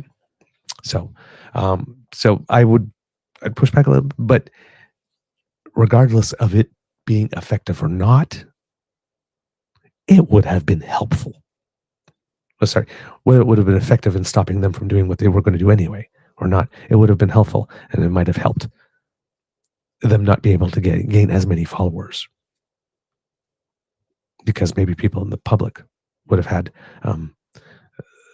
their intellectual and emotional defenses against that type of faux martyrdom and grievance purveying. Trudeau's government did put money towards the queer and trans communities with project funding and the 2S LGBTQI+ action plan, which helped community organizations and pride committees build capacity in order to better offer longer-term stability and programming for their communities. And it was flexible enough that when the need arose to make security a higher priority, as protests began causing problems for pride festivals around the country, the government was able to help with that as well. Trudeau's government was able to get a bill banning so-called conversion therapy across the country passed unanimously, thanks to a bit of clever maneuvering, as the Conservative leadership at the time wanted the matter dealt with so that it couldn't be used as a bludgeon against them. And the Prime Minister managed to time that at the same time as Garnet Genuis was off having a little visit in Latvia, accompanied by another Conservative MP who happens to vote with the rainbow community. Mhm. So it seems Aaron O'Toole made sure that Mr. Genuous was away on a vacation. Not a vacation, a business trip. He was there inspecting Canada's military program, what we're doing in Latvia over there. So, and I guess when he heard that the vote was going to happen the next day, he wasn't able to get a plane to get back in time. It would have been very embarrassing for the Conservatives to have one person stand up and say, yeah, pro conversion therapy. Let's keep that going for a little bit longer. Let's keep torturing people legal for a little bit longer. Would have championed the Conservative. Garnet Genuous. Yeah. So that was the petty in me really liked that move. If you were watching the show when we were reporting on that. There was good work in ensuring that queer and trans refugees had a faster way to Canada thanks to a partnership with Rainbow Railroad, an organization that we very much support, which was a good solution by the government to ensure that they could forge links with civil society groups to do more good in the world. Trudeau also deserves praise for having the queerest cabinet in Canadian history. And when the opportunity arose, all of those queer ministers got promotions and added responsibilities. Unfortunately, most of them are not running again on the next election. But as opposed to many places, openly gay and queer people were given positions of authority. And when they did well, they were given promotions. Mhm. Almost like the being gay thing didn't matter. Wow. Had nothing to do with the competence. qualifications for the job, right? Go figure. And didn't make them instantly or magically worse at their job. It's like, gee, you know, when it comes to welding things, you know, I don't think your gayness will help you do it as fast as everybody else. Yeah, that really makes a difference. There's something about your love of Madonna songs and musicals that make it so that you will not be able to handle this rivet.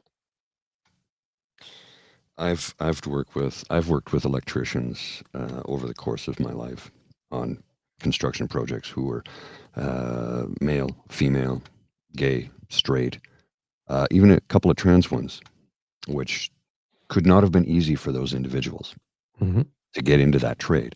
But here's the thing that's interesting, because they all belong to IBEW, which is the International Brotherhood of Electrical Workers, the union. The union basically lays down the law and said, we are all equal, period. Period. Done.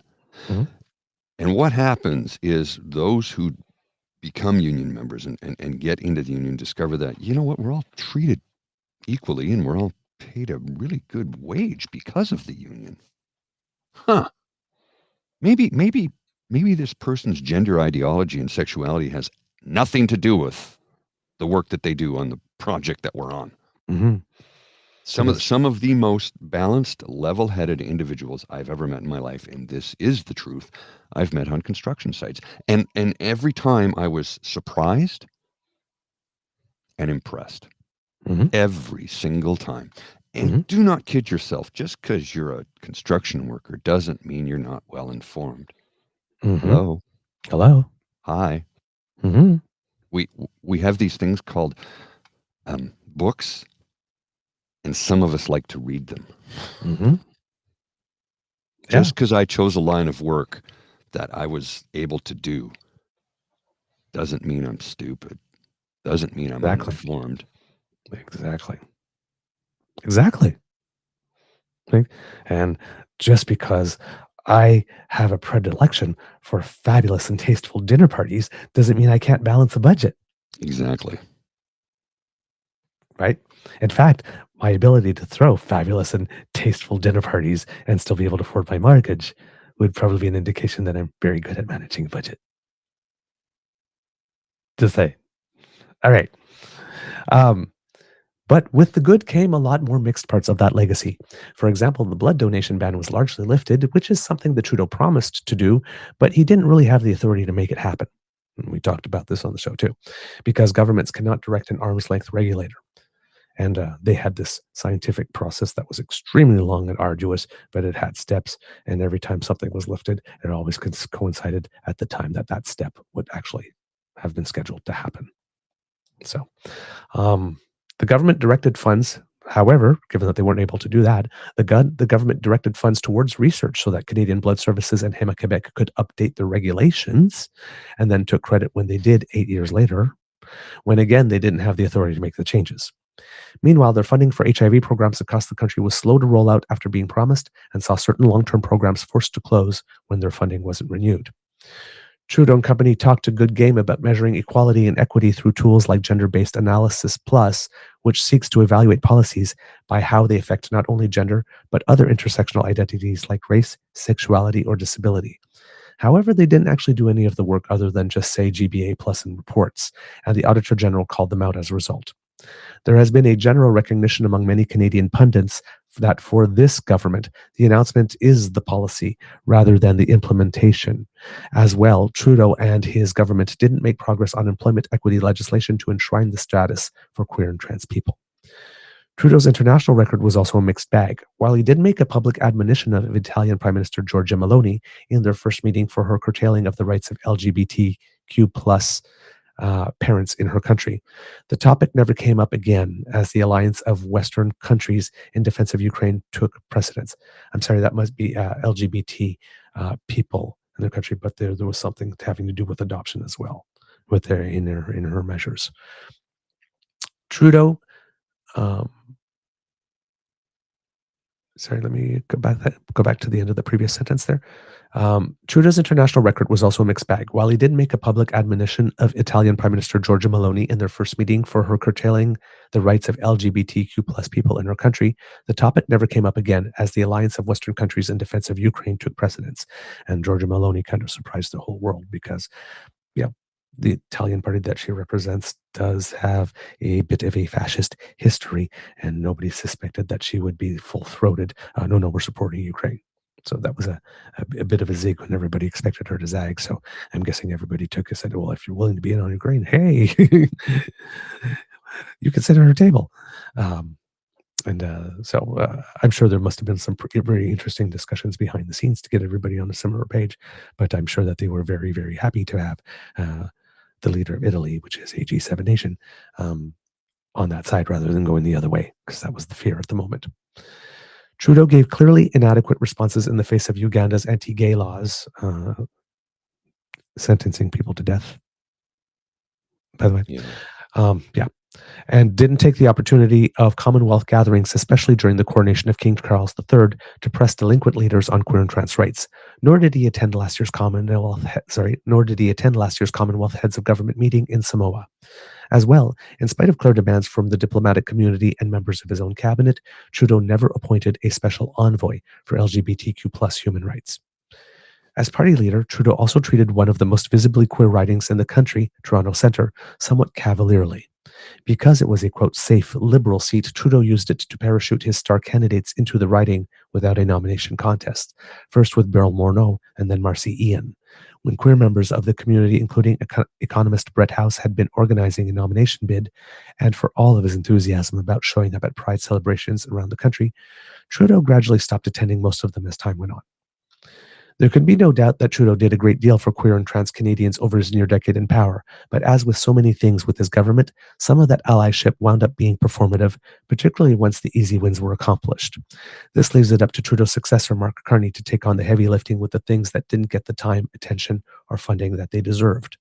Carney, however, has been completely silent on queer and trans issues to date, something that is concerning because being completely economy-focused as he promises to be can lead to being blinkered about social realities of vulnerable Canadians.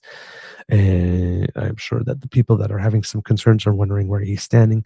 I probably have more questions given that he mentioned in his speech that he went to church, that he does go to church. And that he seems to be an economic conservative. So people are wondering. I would have a feeling that I have no idea where he stands at either. I don't get a read at all based on anything that he said one way or another, good or bad. But But yes, at some point the topic's going to come up, and we're going to have to hear what he has to say on that, and whether or not it's full-throated or whether or not it's just sort of a benign, but a boilerplate statement, nonetheless, which means that, okay, nothing bad is going to happen, but we're probably not going to get a lot of attention either. Right. Unless something major really happens. There's a line in that last paragraph too, where it says, there can be no doubt that Trudeau did a great deal for queer and trans Canadians over his near decade in power, but as with so many things with his government, some of that allyship wound up being performative, particularly once the easy wins were accomplished. There are probably a lot of people in the Indigenous community who will say the same thing, particularly with the calls to action for the Truth and Reconciliation Committee, the ones that require a lot more work. I don't think were taken on with as much enthusiasm. Because it's hard work. Indeed it is. And there's not a lot of political payoff. If you're being crass, the 2015 election that saw Trudeau come in as Prime Minister had the highest Indigenous vote yet. But I'm not sure what percent of the population Indigenous Canadians are. But everybody else that's not affected by that directly and don't think about it, whatnot, when there's a land back thing or an apology, or when there's more water, potable water on a reserve, somebody in suburban Regina is not going to give Trudeau points for that. No. Someone in downtown Toronto may not give Trudeau points for that. That's a distinct possibility too, yes. Right. The thing in politics often is when you have various constituencies and communities, doing the right thing by them might still be the right thing. But if your most valuable asset is your time, and you're spending time doing something that does help someone, but that nobody's going to see and nobody's going to care about, well, I mean, you should still do it, but there's the reality of politics. I've got the choice of doing that or doing this thing that, there's going to be a press conference and 3 million people are going to tune in and they're going to see this and much. I think I'm going to go get 3 million votes. Or talk to 3 million people rather than, 12,000 or 300,000. Or these crass decisions do get made. It's not. I hate it when I have to talk this way, but I mean, that's the real politic, right? Somebody's making these decisions. These people get attention. These people don't get attention because there's more for us in this, right? It's not only about just what's for the people. The politicians are wondering, and the parties, what's in it for them as well. How can we use this? How can we market this? How can we sell this? How can we spin this? How can we? Right. Right? How can we build on this? How can we take this thing that we did with this community and go to another community? See, we did this, and and do more. But there's always another. There is a motivation to everything that does not necessarily have to do with the people being served. That goes along with it. So yeah, I wanted to present these two perspectives, however, right? Because there's a lot of criticism of Trudeau of maybe having lost sight of the financial things. And in a way, yes, in terms that he doesn't speak about them a lot and whatnot. But those things were in good hands, right? There's a reason that we, after COVID and after everything, and after a decade of Harper, we're at a debt that are servicing the debt's only 11 cents on the dollar. And as with higher interest rates as well. Yeah. Economically, we were rather well managed. Yes. But it is also true that our Prime Minister didn't spend much of the 4 years standing in front of a mic speaking about economy. He was busy taking care of other things. Yeah. But pandemic. But it's true. Mm-hmm. Right? Again, there's only so many hours in the day and there's so much bandwidth and attention span. And if you're saving people's lives because there's a pandemic going on and you're not talking about the economy, well, everyone says, well, you never talk about the economy. Well, yeah. It's like, But then you're sitting there going like, what do you think CERB was in the CWS and all that? That was the I was talking economy. It's like, yes, it was couched in pandemic stuff and keeping people whole and whatnot, like, but there was an economic reason to keep people whole. I was managing the economy. I was making sure there was an economy for everybody to come back to. It's like, Yeah. But that's why this is where when I'm talking about PR and spin, you could have framed it. You could have gotten in front of the mic every day. It's like this. This is how we protect the economy. We'll give that so that, like this. But you turn around and say, we got to keep people whole. We'll have your backs. This is a scary time. We'll have you, right? Don't worry, we got you. Because it was the right message at the time. It was, and it will be reviewed as such. History will shine and smile upon that decision. Yeah, and also the decision to spend more time comforting people and bringing people along. Yes. Rather than saying, hey, the economy is more important than you. We're only doing this for you because we want to save the economy. Well, right? Rather than we're doing this for you because we care about you. We'll give you a nice big tax cut, but I don't have any income. We're going to give you a big tax cut.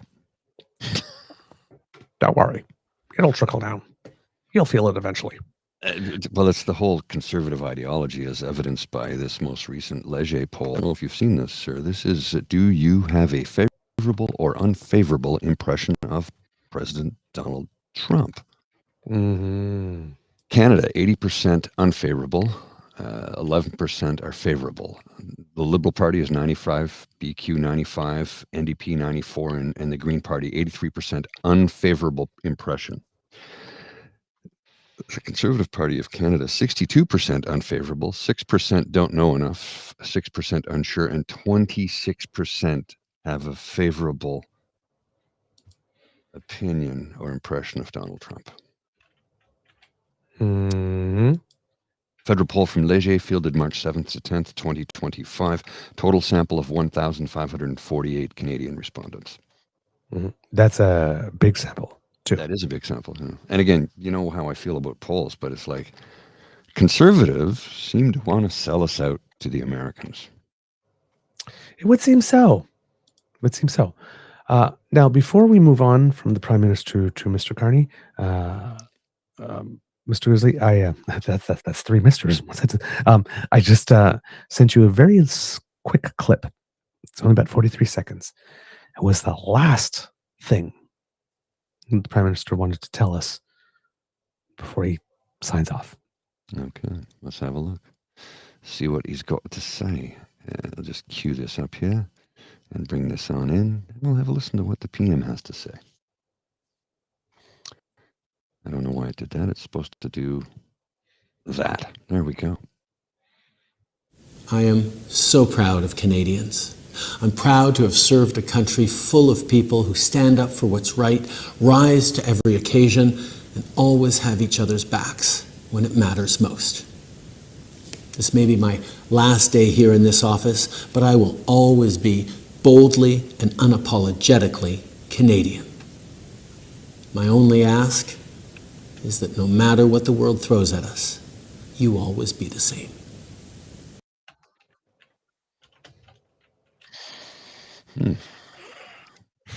So, as we get ready to pass the torch, thank you, Prime Minister Justin Trudeau. You did not have an easy job. I would not have wanted to be prime. So there are many times in my life I would have wanted to be prime minister. I would not have wanted to be prime minister over the last decade. Oh, goodness, no. And look, we're going to be called soy boy, liberal cucks, blah-de-de, but go ahead, call us whatever you want. I really don't care. I don't care. I don't care. I've said time and time again, I am not a liberal. I'm not a conservative. I'm not a Green. I'm not an NDP. I belong to no political party. I never will. I vote for the best candidate in my riding who will do the most for the community that I live in and the members of my community, and especially the members of my community who do not have a voice. The person who will speak up for them is the person I'm voting for. And I'm not talking about some right-wing, batshit crazy lunatic spewing conspiracy theories. That person doesn't need a voice. That person needs therapy and medication. I'm talking about the underprivileged, the marginalized, the parent who has a child with autism, the person who has their parents in a long-term care home, the person who's unemployed and on the streets with their hand out because ODSP doesn't pay them a wage or give them enough money to survive on, so that they have to go out and put their hand out and ask for change. It's wrong that that should exist. Right. We're a filthy rich country, and we allow this to happen. We not only do we allow it to happen, we damn well support it. There's no reason for it. None. We need to do better for each other. Right. We stand together or we fall apart. Right. Absolutely. You nailed it, Mr. Grizzly, right there. So, we're getting ready to pass the torch. Later on today, there will be a ceremony at Rideau Hall, and Mark Carney will be there, and he will take the oath, the oaths, because there are several oaths to take, and he will officially be the 24th Prime Minister of Canada once that happens. There's lots of stuff that's been going on. We talked about Marcy Ian in the previous article. She will not be running again. Lawrence Macaulay. Oh, she's not? I didn't know No, that. I don't. Yeah, I know. Yeah, she won't be running again. Lawrence Macaulay from Prince Edward Island, who's I think the longest serving MP from Prince Edward Island, has decided that he will not be running again. Mark Holland, who had supported Chrystia Freeland in the leadership race and is currently the Minister of Health, has announced that he will not be running again as well. Cabinet, it seems that for this one will be smaller. Cabinet right now is 36 plus the Prime Minister for 37. They're expecting as small as 15 and as high as 20, maybe 21, including Mark Carney. Well, and apparently Karina Gould is not going to be in Cabinet. It would seem so, according to the rumors, which is really interesting. I would not read too much into that now. No. Because we are going into an election, and assuming Mark Carney wins, he will have to, present another cabinet, right? So I'm guessing that right now, if the message is going to be very curtailed and it's going to be very specific, he's choosing, we'll have a Minister of Justice and obviously, the Indigenous relations and all that kind of stuff. But environment, climate change, natural resources might go together rather than being two separate industries. Even though it was a good idea to separate Crown Indigenous Affairs and the I don't remember what the name of the other department, they might get smushed back together for the next couple of days. Pardon? Time will tell. Time will tell. Hopefully that one's just for the next couple of days, because it really is a good idea to separate both. Things have been way more effective that way. But we'll see. But there will be a consolidation of portfolios that way. In order to do that, this might be the smallest cabinet since the 1950s. Out of cabinet for sure will be Mark Miller, the current immigration minister, Diane Leboutillier, who I think is the current minister of fisheries, and the Quebec lieutenant Jean-Yves Duclos. Again, I think all three of them do plan to run again, if I'm not mistaken. So again, don't read too much into the fact that they're not there, particularly Jean-Yves Duclos. Leblanc and Joly and François-Philippe Champagne are suspected that they will stay in place because they are the key, international trade, foreign affairs, and finance. And Dominic Leblanc also has responsibility for the border that he bought from him from his previous position. So those will probably stay in place. The rest, who knows? It seems that there might be space for Chrystia Freeland in some way there. Like I said, Gould will likely be out. That's the rumor, the word on the tweet at the moment.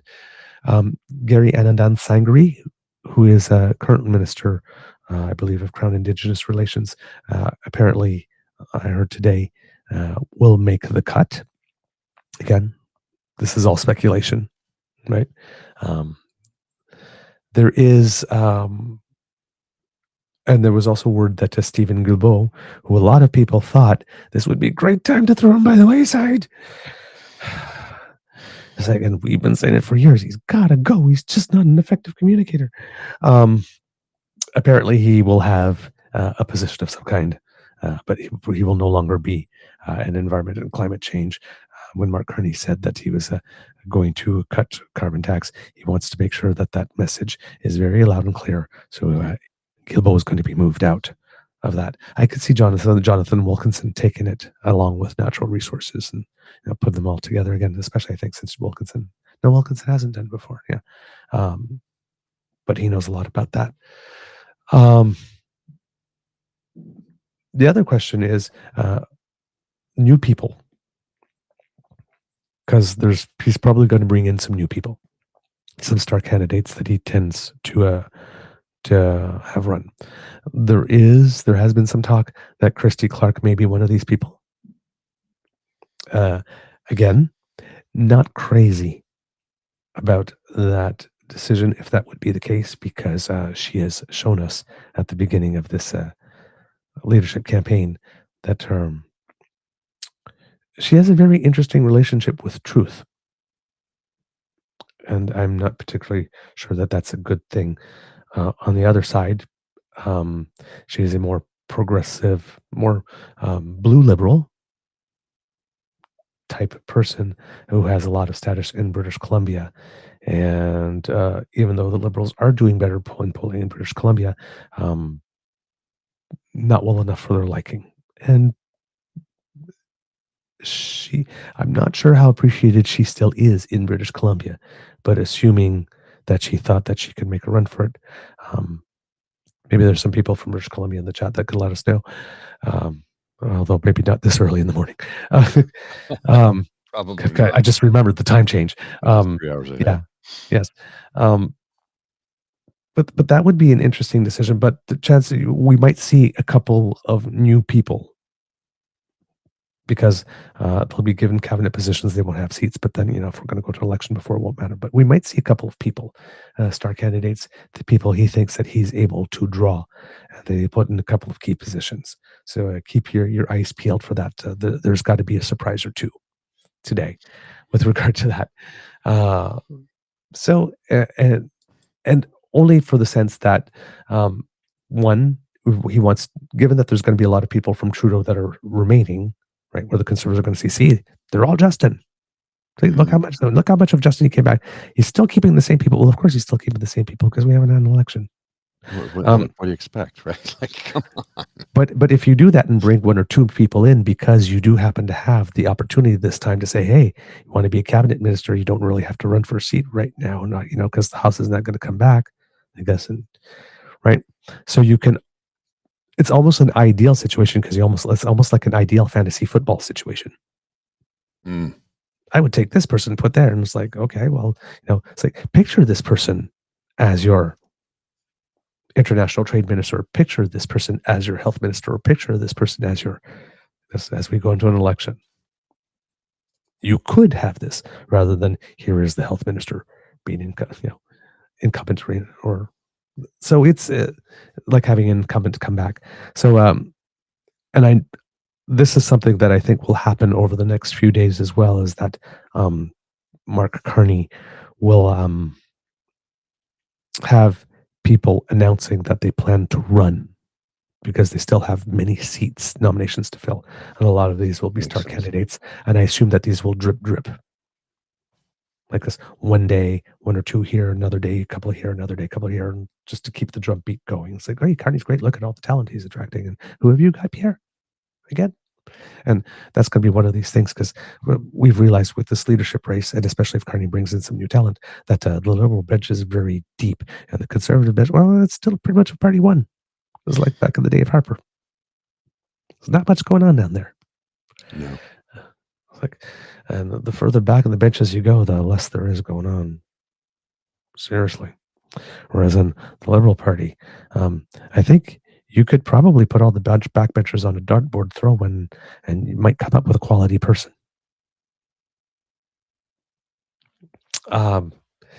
Yeah. Not so. There's a couple of special ones. Obviously, we found out that Mr. Chandra existed. Not exactly a winner on the Liberal benches, but I would be much more confident in my odds on the Liberal benches based on what I've seen so far. So we're going to have all these things come on. Apparently, it seems that one of the reasons that Christy Clark might be in as well is that they're looking to get someone that's known as being ideological conservative to come in as a sort of like to show, okay, another way to show Canada that it's not just Trudeau and we're willing to reach out, given that Trudeau was perceived as being so far left. That's why there was an overture to Jean Charest and Christy Clark. So I think that they're looking for someone like that they can bring in to show, see, we can reach across the aisle, especially at this time, right? We need some unity. Mm-hmm. And look at me leading by example. I went and got someone that you all think of as being more conservative, and I brought them in and I gave them a key position. So there's some narratives there that could be working. I heard also on the news that the Liberal jet has been reserved for the election. That's usually a good sign. I did not know this. Yes, but before Mark Carney calls an election, he'll probably, as we mentioned on the show, want to do one or two things internationally, to have a couple of visuals and get a little bit of buzz going. And it seems that there is indeed an official trip that is planned. And I'm trying to get the article open, but of course, this is where I'm having trouble working with a Mac for the first time, and I'm losing my buttons. So if you get the impression that I am stretching kits and cubs, that's because I am. All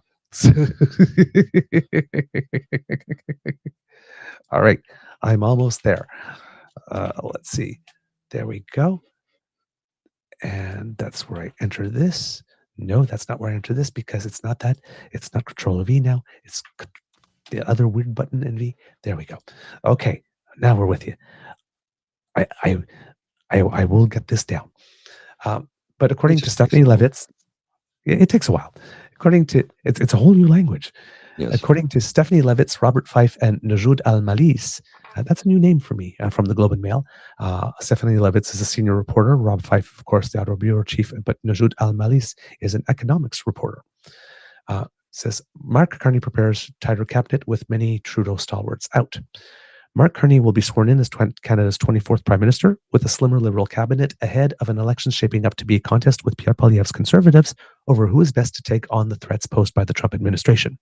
According to Liberal insiders, the smaller cabinet of about 20 ministers will see the departures of longtime cabinet ministers from Prime Minister Justin Trudeau's front bench, such as Health Minister Mark Holland, Immigration Minister Mark Miller, and Quebec Lieutenant and Procurement Minister Jean-Yves Duclos. Treasury Board President Ginette Petitpas-Taylor and Fisheries Minister Diane Leboutillier are also not expected in cabinet any longer. Sorry. I have to cough. Sorry. Well, you do that. That's what you hit the old mute button for. That's what that's all about, right? You hit the mute button when you got a cough. I'm doing a Tom Green impersonation. You got to hit the muting. You got to mute the button. You got to hit the mute button when you have to cough, so that nobody can hear you cough. So you have to mute it. Mute it. That's my Tom Green impersonation. Expected to remain in high-profile positions are Finance Minister Dominic LeBlanc, Foreign Affairs Minister Melanie Joly, and Public Safety Minister David McKitty. Yes, sorry. I misspoke. I think I mentioned François-Philippe Champagne because he was at international trade, but I have a feeling that Christian Freeland might pop in at international trade, and François-Philippe Champagne might move to something also that needs another file that might need an Energizer Bunny. because he's very, very active. But David McGuinty, who's the public safety minister, will probably stay in place given that this is allegedly about the border. It's not anticipated that Mr. Carney will name a deputy prime minister, but Chrystia Freeland, who quit that position as well as her role as finance minister on December 16th and then ran for Liberal leadership, is expected to get a spot back in cabinet. She finished a distant second to Mr. Carney in the race. The Globe and Mail spoke to 12 Liberals who are not being identified as they were not authorized to publicly disclose cabinet deliberations. Mr. Carney, whose swearing in is scheduled to take place at Rideau Hall at 11 a.m. this morning, will take the reins of the government at a difficult time for Canada. As trade tensions escalate with the United States and President Donald Trump, among his first acts as Prime Minister, according to 4 other sources, will be a trip next week to Britain and France, which have also borne the brunt of Mr. Trump's tariffs. The Globe is not naming the sources because they were not authorized to discuss the matter publicly. One of the 4 sources, a British government official, said Mr. Carney is expected to meet with Prime Minister Keir Starmer and Foreign Secretary David Lammy, though specifics of the engagements have not yet been confirmed. On the eve of his swearing in, Mr. Carney posted a statement to social media saying he was building a government, quote, that will deliver what our country needs most. We're going to protect Canadians during this crisis and build a stronger economy for the future. In his own statement on social media, Mr. Duclos said he intends to run again for re-election in his Quebec riding and that Mr. Carney has his full support. Quote, I know of no other economists on the planet who are better prepared than he is to help us get through the crisis of the coming months and years and emerge even stronger from it in an economic, social, and environmental point of view. Several cabinet ministers had announced in recent months that they are not seeking re-election. Mr. Holland added his name to that list on Thursday. He backed Ms. Freeland in the Liberal Party leadership race. Mr. Carney's candidacy has given the Liberals a significant bump in the polls. The party said Thursday that it has raised $1 million since Mr. Carney's decisive victory on Sunday night, and apparently he raised about $5 million during that campaign. Yeah, that's a substantial amount of money. Yes, considering that he was also running for the leadership at the same time and didn't have time to do $1,750 plate to dinner every single night like Pierre does. Almost sometimes every 2 in a night. day. Yes. While all this is going on, Pierre is still going to $1,750 a night fundraising dinners. He's been to at least 2 this week. Oh, really? I did not know that. Well, oh, yes. Thank you for standing up at this moment, Pierre. Thank you for working those phones, calling your contacts, making sure that everything, I guess. Oh, and also making some statements, some similar statements saying that, even though he hinted at that thing, we're conservatives. We don't believe in that when it comes to supports for Canadians who might be going through some things with the tariffs. He seems to be very tepid about wanting to say that he'll have our backs at the moment. But yeah, that's Pierre. The change in Liberal fortunes has prompted some MPs to reverse their decisions not to run again, including Transport and Internal Trade Minister Anita Anand, who has since become close to Mr. Carney, appearing with him at a Hamilton steel factory earlier this week. Wayne Long, I think, which was one of the first MPs who was calling for Trudeau to step down as far back as June or July of last year, has also announced that he is running again. Interesting. Anita Anand might also be someone that may be put in a very, very, very key position when it comes to dealing with Trump. Here, I would hope so, because with all the good work she's done, she finally deserves a position that has some high visibility. Because at procurement and treasury board, I mean, it's important stuff, but you don't get a lot. You don't get in front of the cameras a lot. And she strikes me as a person who says what she means what she says, and has an incredible ability for follow through. And with someone like Trump, that's the type of person you need. Someone who's very, very, very deliberate and consequential, and Anita and clear and firm. And Anita Anand is all those things. I'm a big, big, big Anita Anand fan, if you haven't yet noticed.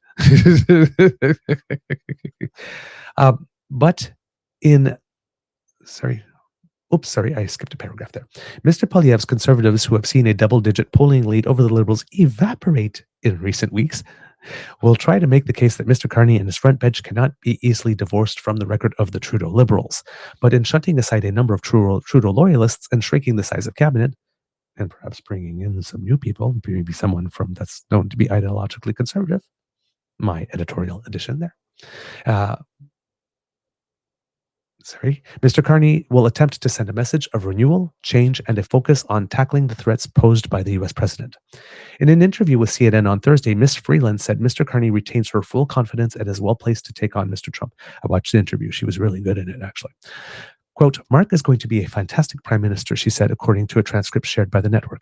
He's the leader of my party. He has my full support. He's going to be terrific. And he has started off on a very, very good, clear note. He has said, you need to respect us. And I would say that that is the view of all Canadians.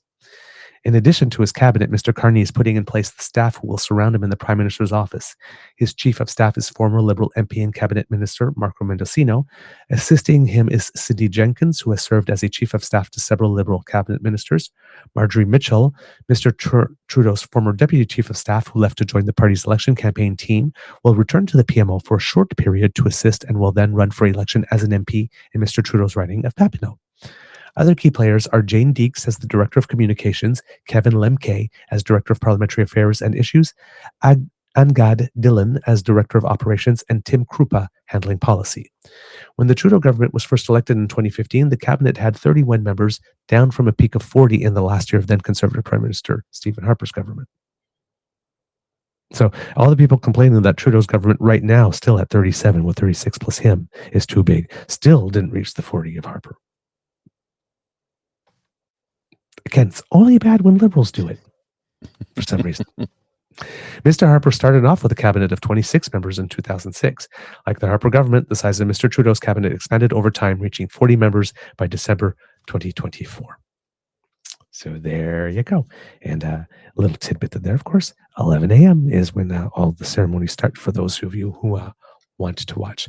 So yes, Mr. Carney, in addition to making it very clear that there will be no talkie-talkie unless respecty happens, is also now heading off, making sure that he's spending some time talking to the leaders of France and the UK before calling the election, getting some clips, some visuals, being seen on the international stage, doing the prime ministerial thing, having other people talk about, oh my God, it's so great, especially. I'm sure that Keir Starmer will have wonderful things to say, given memories that he might have of him during his time as governor of the Bank of England and what he did to get the UK through the debacle that was Brexit. And still keep its head above water. He had warned them not to do it. He said, this is a bad idea. They did it anyway. And he managed to get them through it as best he could. But it's like, I'm sorry, you literally poked holes in the hull of the ship that you're in. Yeah. And it's sinking. I'm going to do the best I can to keep it from sinking. Yeah, and he did. And given that Macron was now the elder statesman of the world's democratic nations and is doing a lot to bring the European nations together, these are two very strategic people to be talking to. Indeed. At the current moment, for the soon-to-be Prime Minister of Canada, Mark Carney. So whoever is planning his schedule from one comms person to another, good job. You're nailing it so far. Keep it up. Because, again, I might be biased, but these are exactly the things I would have done if I was advising. So send him to Hamilton. Send him somewhere international, quick. Get some visuals. We need some B-roll. Also during the campaign, right? You're going to need all those B-roll, right? And there's not many clips of him recently hobnobbing, right? So got to get a little bit some fresh material there. Yes. So the people who are doing the comm stuff, and hopefully during the campaign while he was crossing the country, they got a lot of B-roll while there, so that they don't have to use clips from Indonesia and present them as Canadian mountains. Indeed. Just want to address Vista Synthetic, asking the question: Do you, Guy, support the 51st state? No. No. Absolutely fucking not. We don't even support you asking that question. No. That's how much we support it. Are you asking if I have the minerals to pick up a rifle and go to battle to defend my nation? Test my metal at your own fucking peril. Yes, I do. I will learn to shoot if I need to. I know how to, and I'm a very good shot, by the way. I know Kit Hugh could teach me. Yes, he has a range. Yes. So, and it's not very far. So, and he also knows how because military experience. Correct. Right? So, yeah, I am a total pacifist. Me Total. too. Like but this, I'm not a pushover. Yeah. Here's the thing that people fail to understand about us pacifists is that we want peace. We don't want to engage in war. That doesn't mean we won't do it when we fucking have to. Right. For all the right-wing Republican conservatives who say, we have guns. Yeah. So do the liberals and Democrats. We have guns too. We just don't have dinner with them and take them out to movies and my rifle wife. Yes. We don't sleep with it. Yeah. Again, there is a difference between realizing that there can be a legitimate place for firearms in overall society and being an ammosexual. There's a lot of steps before we get there. All right. Before we move, we end today because there's a lot going on. There's also that big meeting that happened in the United States between Doug Ford, oh my God, François Philippe Champagne, Dominique Leblanc, and Howard Nuttlick that we talked about a little bit.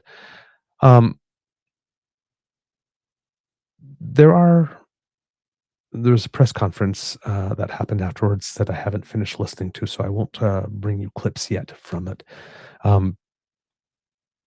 But one of the journalists, when the press conference all started out, it really seemed that there wasn't all that much that they were talking about. So, we got to process, and we're discussing, we commitments for future talks and stuff like that. Well, okay, well, what did you get? Mm-hmm. What did you get? Like, the whole thing about this meeting is like, yeah, okay, fine. You got the meeting, which was good. We got the attention, but what's the purpose really of this meeting if the decision is like whatever passed through Trump's brain, Swiss cheese brain, in the last 30 seconds?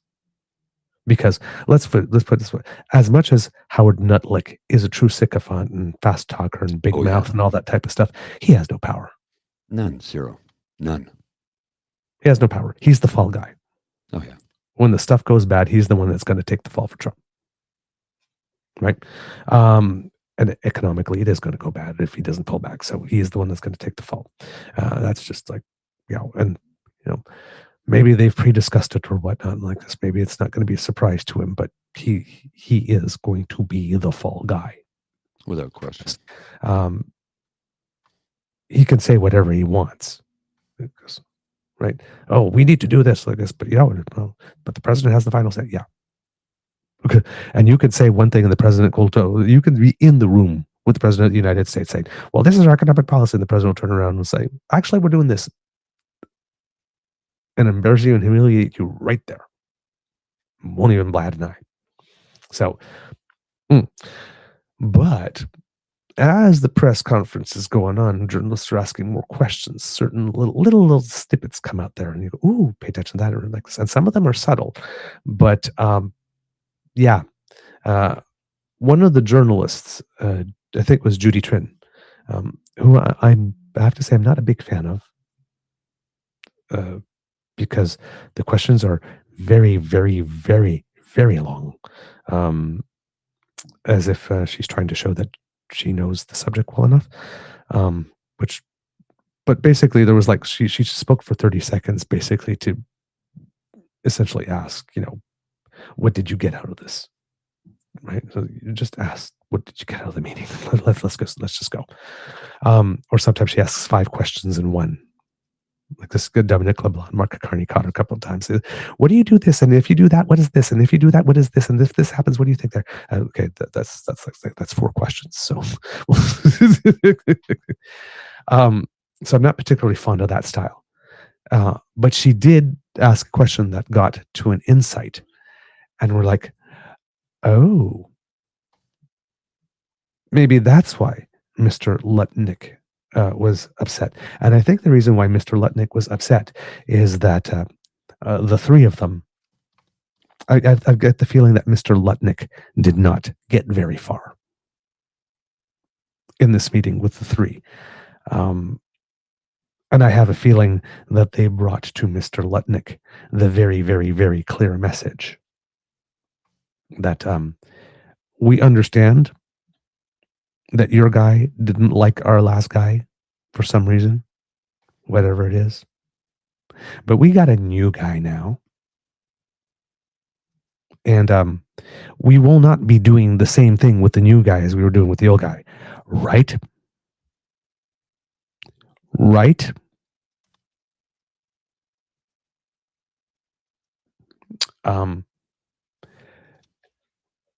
And there is a reason that we can have some hope here. There's some people talking about Mark Carney back at the time that he was at the Bank of Canada and about his style. And it seems that Mark Carney has the ability to be very firm and clear and determined. This is according to Marco Bigliotti. Mark Carney says his unique resume makes him the right man to lead Canada during this tumultuous time. Facing steep tariffs from an increasingly antagonistic and unreliable neighbor, he said the country requires a steady hand that can help grow the economy and support workers and businesses from this existential threat. The former central banker has also taken pains to differentiate himself from his main rival, conservative leader Pierre Poilievre, who he has often criticized as a, quote, career politician with no real-world experience. It's a message that found an audience during the Liberal leadership race where Carney cruised to victory on Sunday, winning some 86% of the vote. And it's something his team will likely tout during the federal race, the non-politician stepping into the arena in service of his country. But even before he thought of running for the Liberals, Carney was already causing a storm. Sources say that the hard-driving Carney was a disruptive force of change during his tenure as governor of the Bank of Canada, eager to shake up an often too complacent bureaucracy. These are words I like to hear. It's style that isn't without its critics. Some accuse Carney of being super hypercritical and overly demanding, even when he decamped to take over the Bank of England. But a senior leader at the Bank of Canada during Carney's governorship says that it's a matter of perspective. Carney came from the private sector and had no tolerance for a slow-paced culture, especially as Canada faced a global financial meltdown in the late 2000s.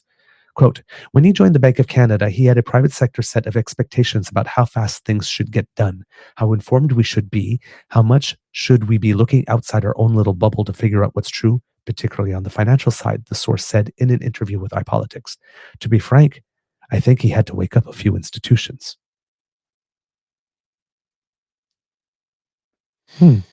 If we need to wake up the White House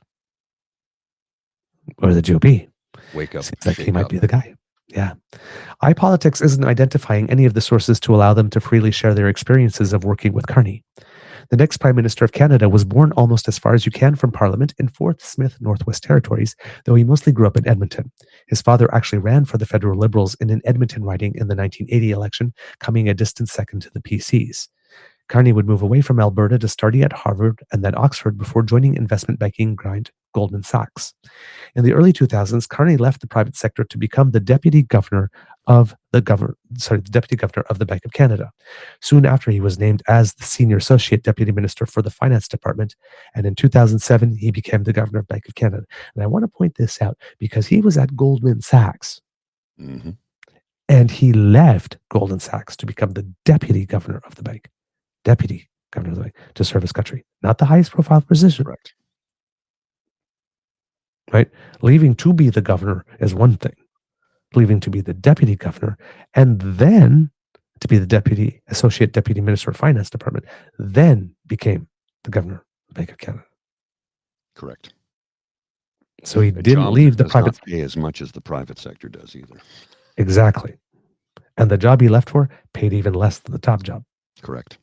Right? And then he did a whole other job to serve his country before. So Which he would left lead private me, sector to serve his country. which would lead me to believe that even though he is a wealthy man and has probably a few $1 million, it would lead me to believe that he's not greedy. And that thing that he said, right? It's like, yes, we've heard this in some of the articles. Yes, I've gone to all those places, but it's my Canadian values that I brought to Harvard with me, to Oxford with me, to the Bank of Canada, to the Bank of England. This type of behavior in his career would seem to indicate that that is actually an authentic statement. I would think so. It wouldn't take long for Carney to make an impact. Canada was soon caught up in the 2008 financial crisis that had its root in the U.S. mortgage security market. The country was plunged into a recession in the late 2008, but the economy was able to return to growth in mid-2009, while Carney won praise from many, including the Conservative federal government, for his role steering the country's economy. Canada's heavily regulated banking sector was credited for preventing the same risky behavior stateside that ignited the crisis. And despite overseeing a relatively small economy, Carney emerged as an international banking star. For example, from 2011 to 2018, he headed up the Financial Stability Board, an international body created by the G20 that monitors and makes recommendations about the global financial system. I had missed that part in his resume. I didn't know he had done that. In 2013, Carney would leave Canada to take on the governor role at the Bank of England, and again he'd be faced with another crisis, though this one was decidedly self-inflicted. In 2016, the UK voted to withdraw from the European Union, sparking a wave of political and economic disruptions in the country. At the start of 2020, the country officially left the EU. Carney would steer the bank through the process, ultimately making his own exit in March 2020. Despite his departure, Carney has stayed in the public eye. In 2019, he was named a United Nations Special Envoy for Climate Action and Finance, a role he would only leave when he jumped into the Liberal leadership race early this year. So again, if people are wondering about his commitment to the environment, he held that position for 6 years as the envoy. Just so you know, it wasn't just fly by night. At the start of, wrong paragraph. It did. He also served as the chair and head of impact investing at Brookfield Asset Management and as a chair of the board of directors for Bloomberg LP. The Conservatives have accused Carney of supporting Brookfield moving its headquarters from Canada to New York City last fall. He was still chair when the decision was announced, but has since stepped away from the role. Carney has also used the progressive think tank Canada 2020, who served as chair of the advisory board, as a platform to talk about climate and the economy as a way to enter liberal political circles. He was rumored as a potential successor to Justin Trudeau long before the then Prime Minister served notice that he would be resigning in January. But despite his high-profile central bank roles and behind-the-scene candidacy, little is known about Carney the boss. Those who spoke to iPolitics painted a picture of an aggressive, demanding leader who held his team to the standards of a private sector investment bank environment. One source who worked with Carney during his tenure at the Bank of England said there's, quote, more than a little truth in the characterization, saying he knew many people, quote, who have been at the sharp end of Carney's criticisms. Carney is not without his defenders, however.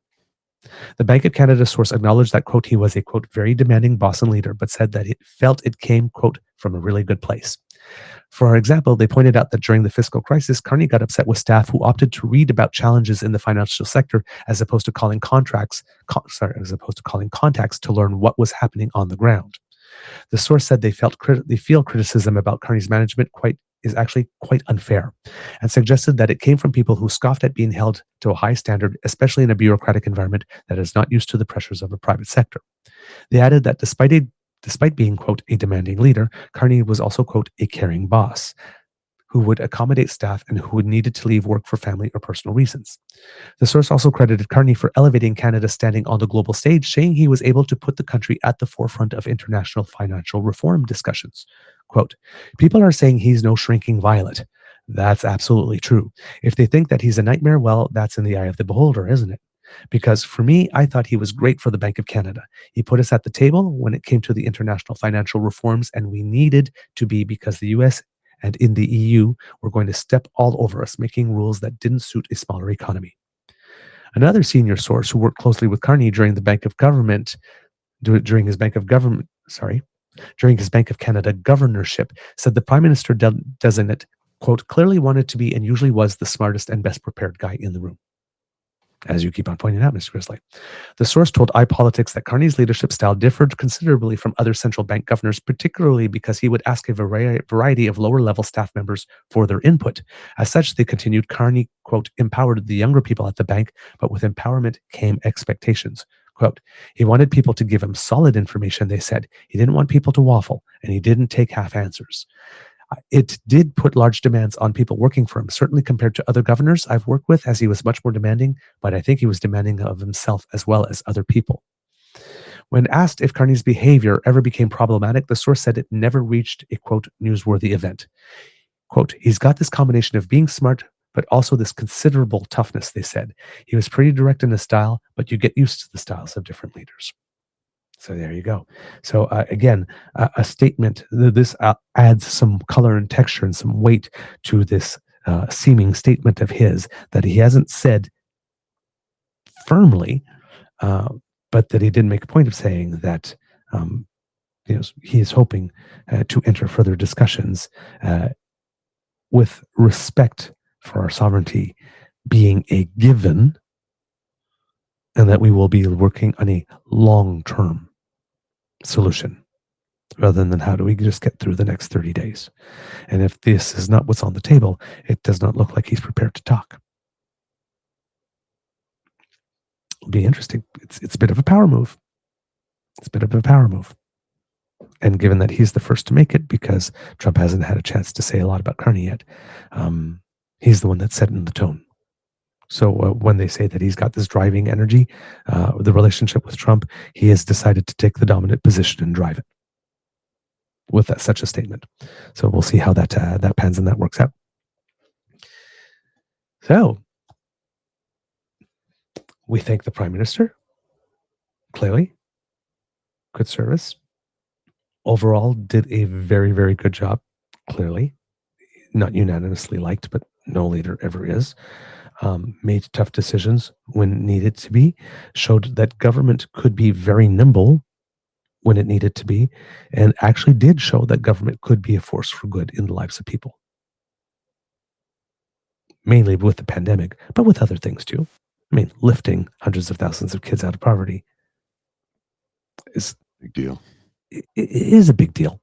And let's not forget all the other things that we mentioned over the course of the years and the past months, particularly the emphasis on diversifying our economy and our trade partners, right?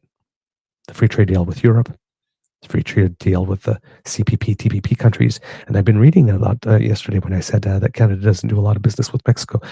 Not really, but it seems that given that Mexico and Canada are both signatories to the CPTPP, we've been making additional trade negotiations that go beyond NAFTA between us and Mexico in the context of CPTPP.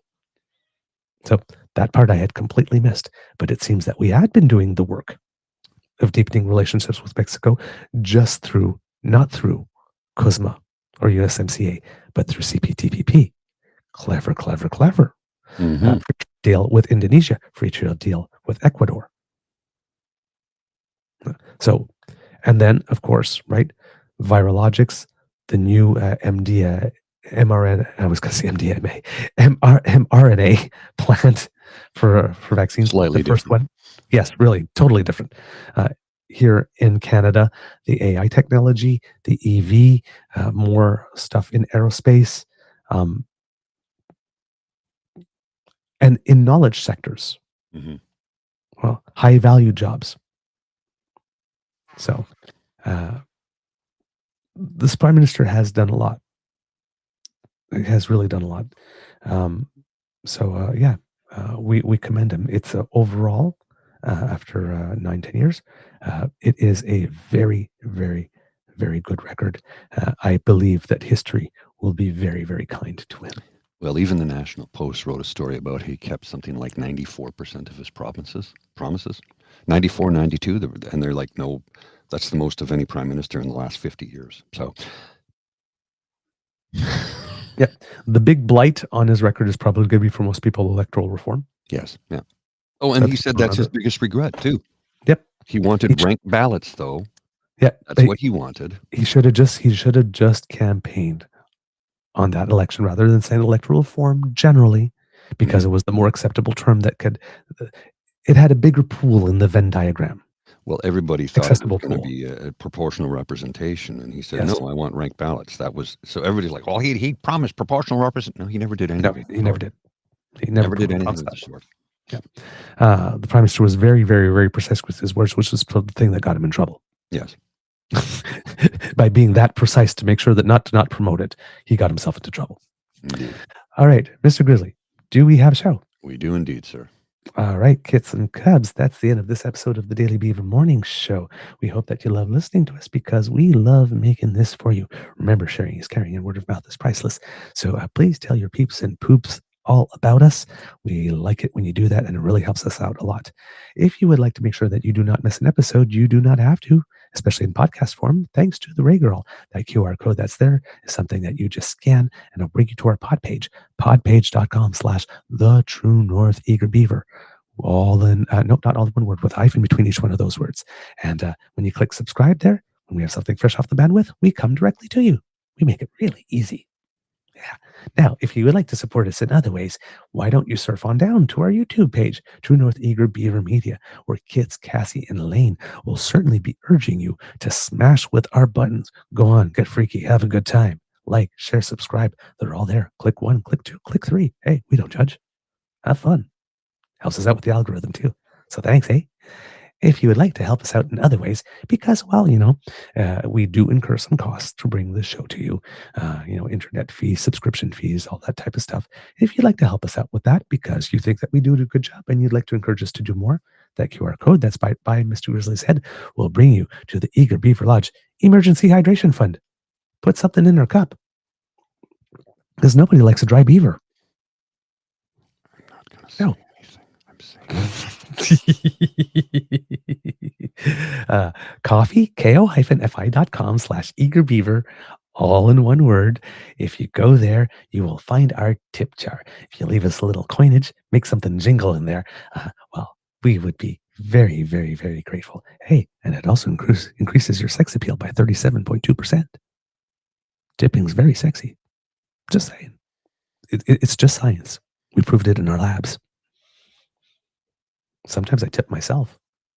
I don't even know. I saw that comment from Kit James in the chat earlier today saying that I was looking handsome today. So thank you. I appreciate that. Flattery will get you everywhere with the Queen.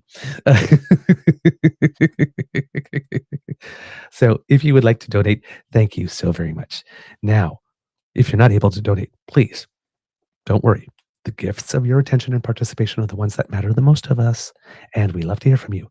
truenortheagerbeaver@gmail.com is our email address, or you can write us at the Blue Sky Beaver Lodge at True Eager, The Bad Place, also at Trigger, or you could go to our Facebook page, our original home, True North Eager Beaver, or if you're listening on YouTube, right down here in the comment section. We do read everything. We don't have a chance to answer everybody, but we do read everything, and everything you tell us goes back into the show and makes it better.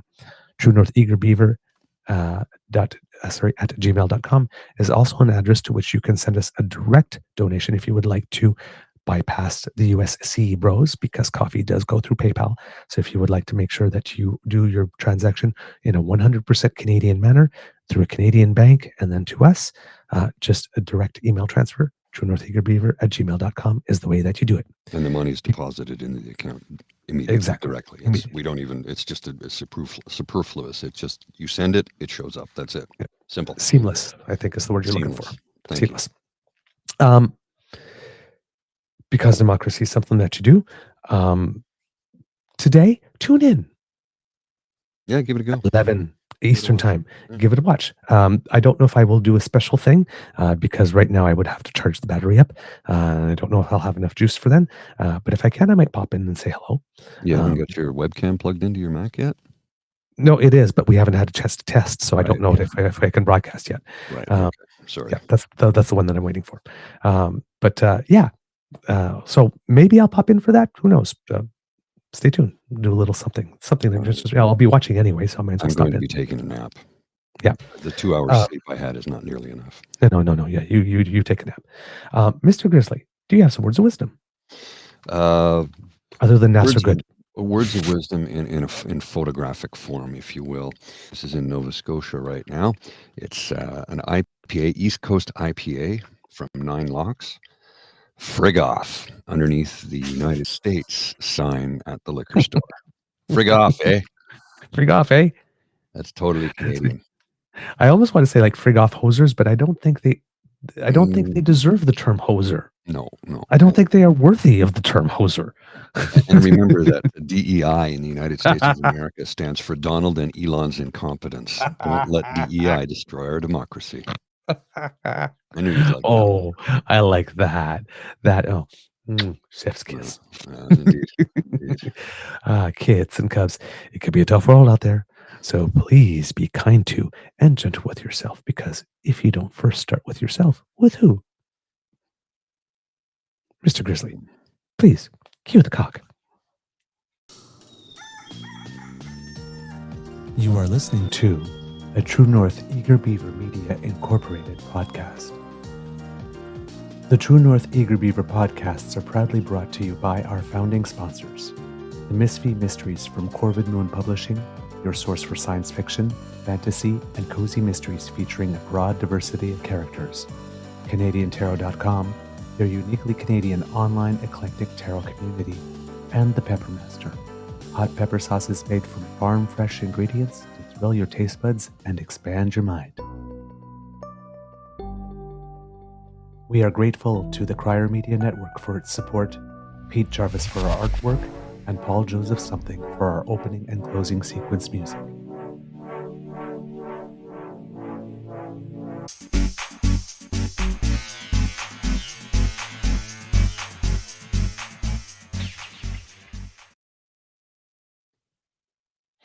All right.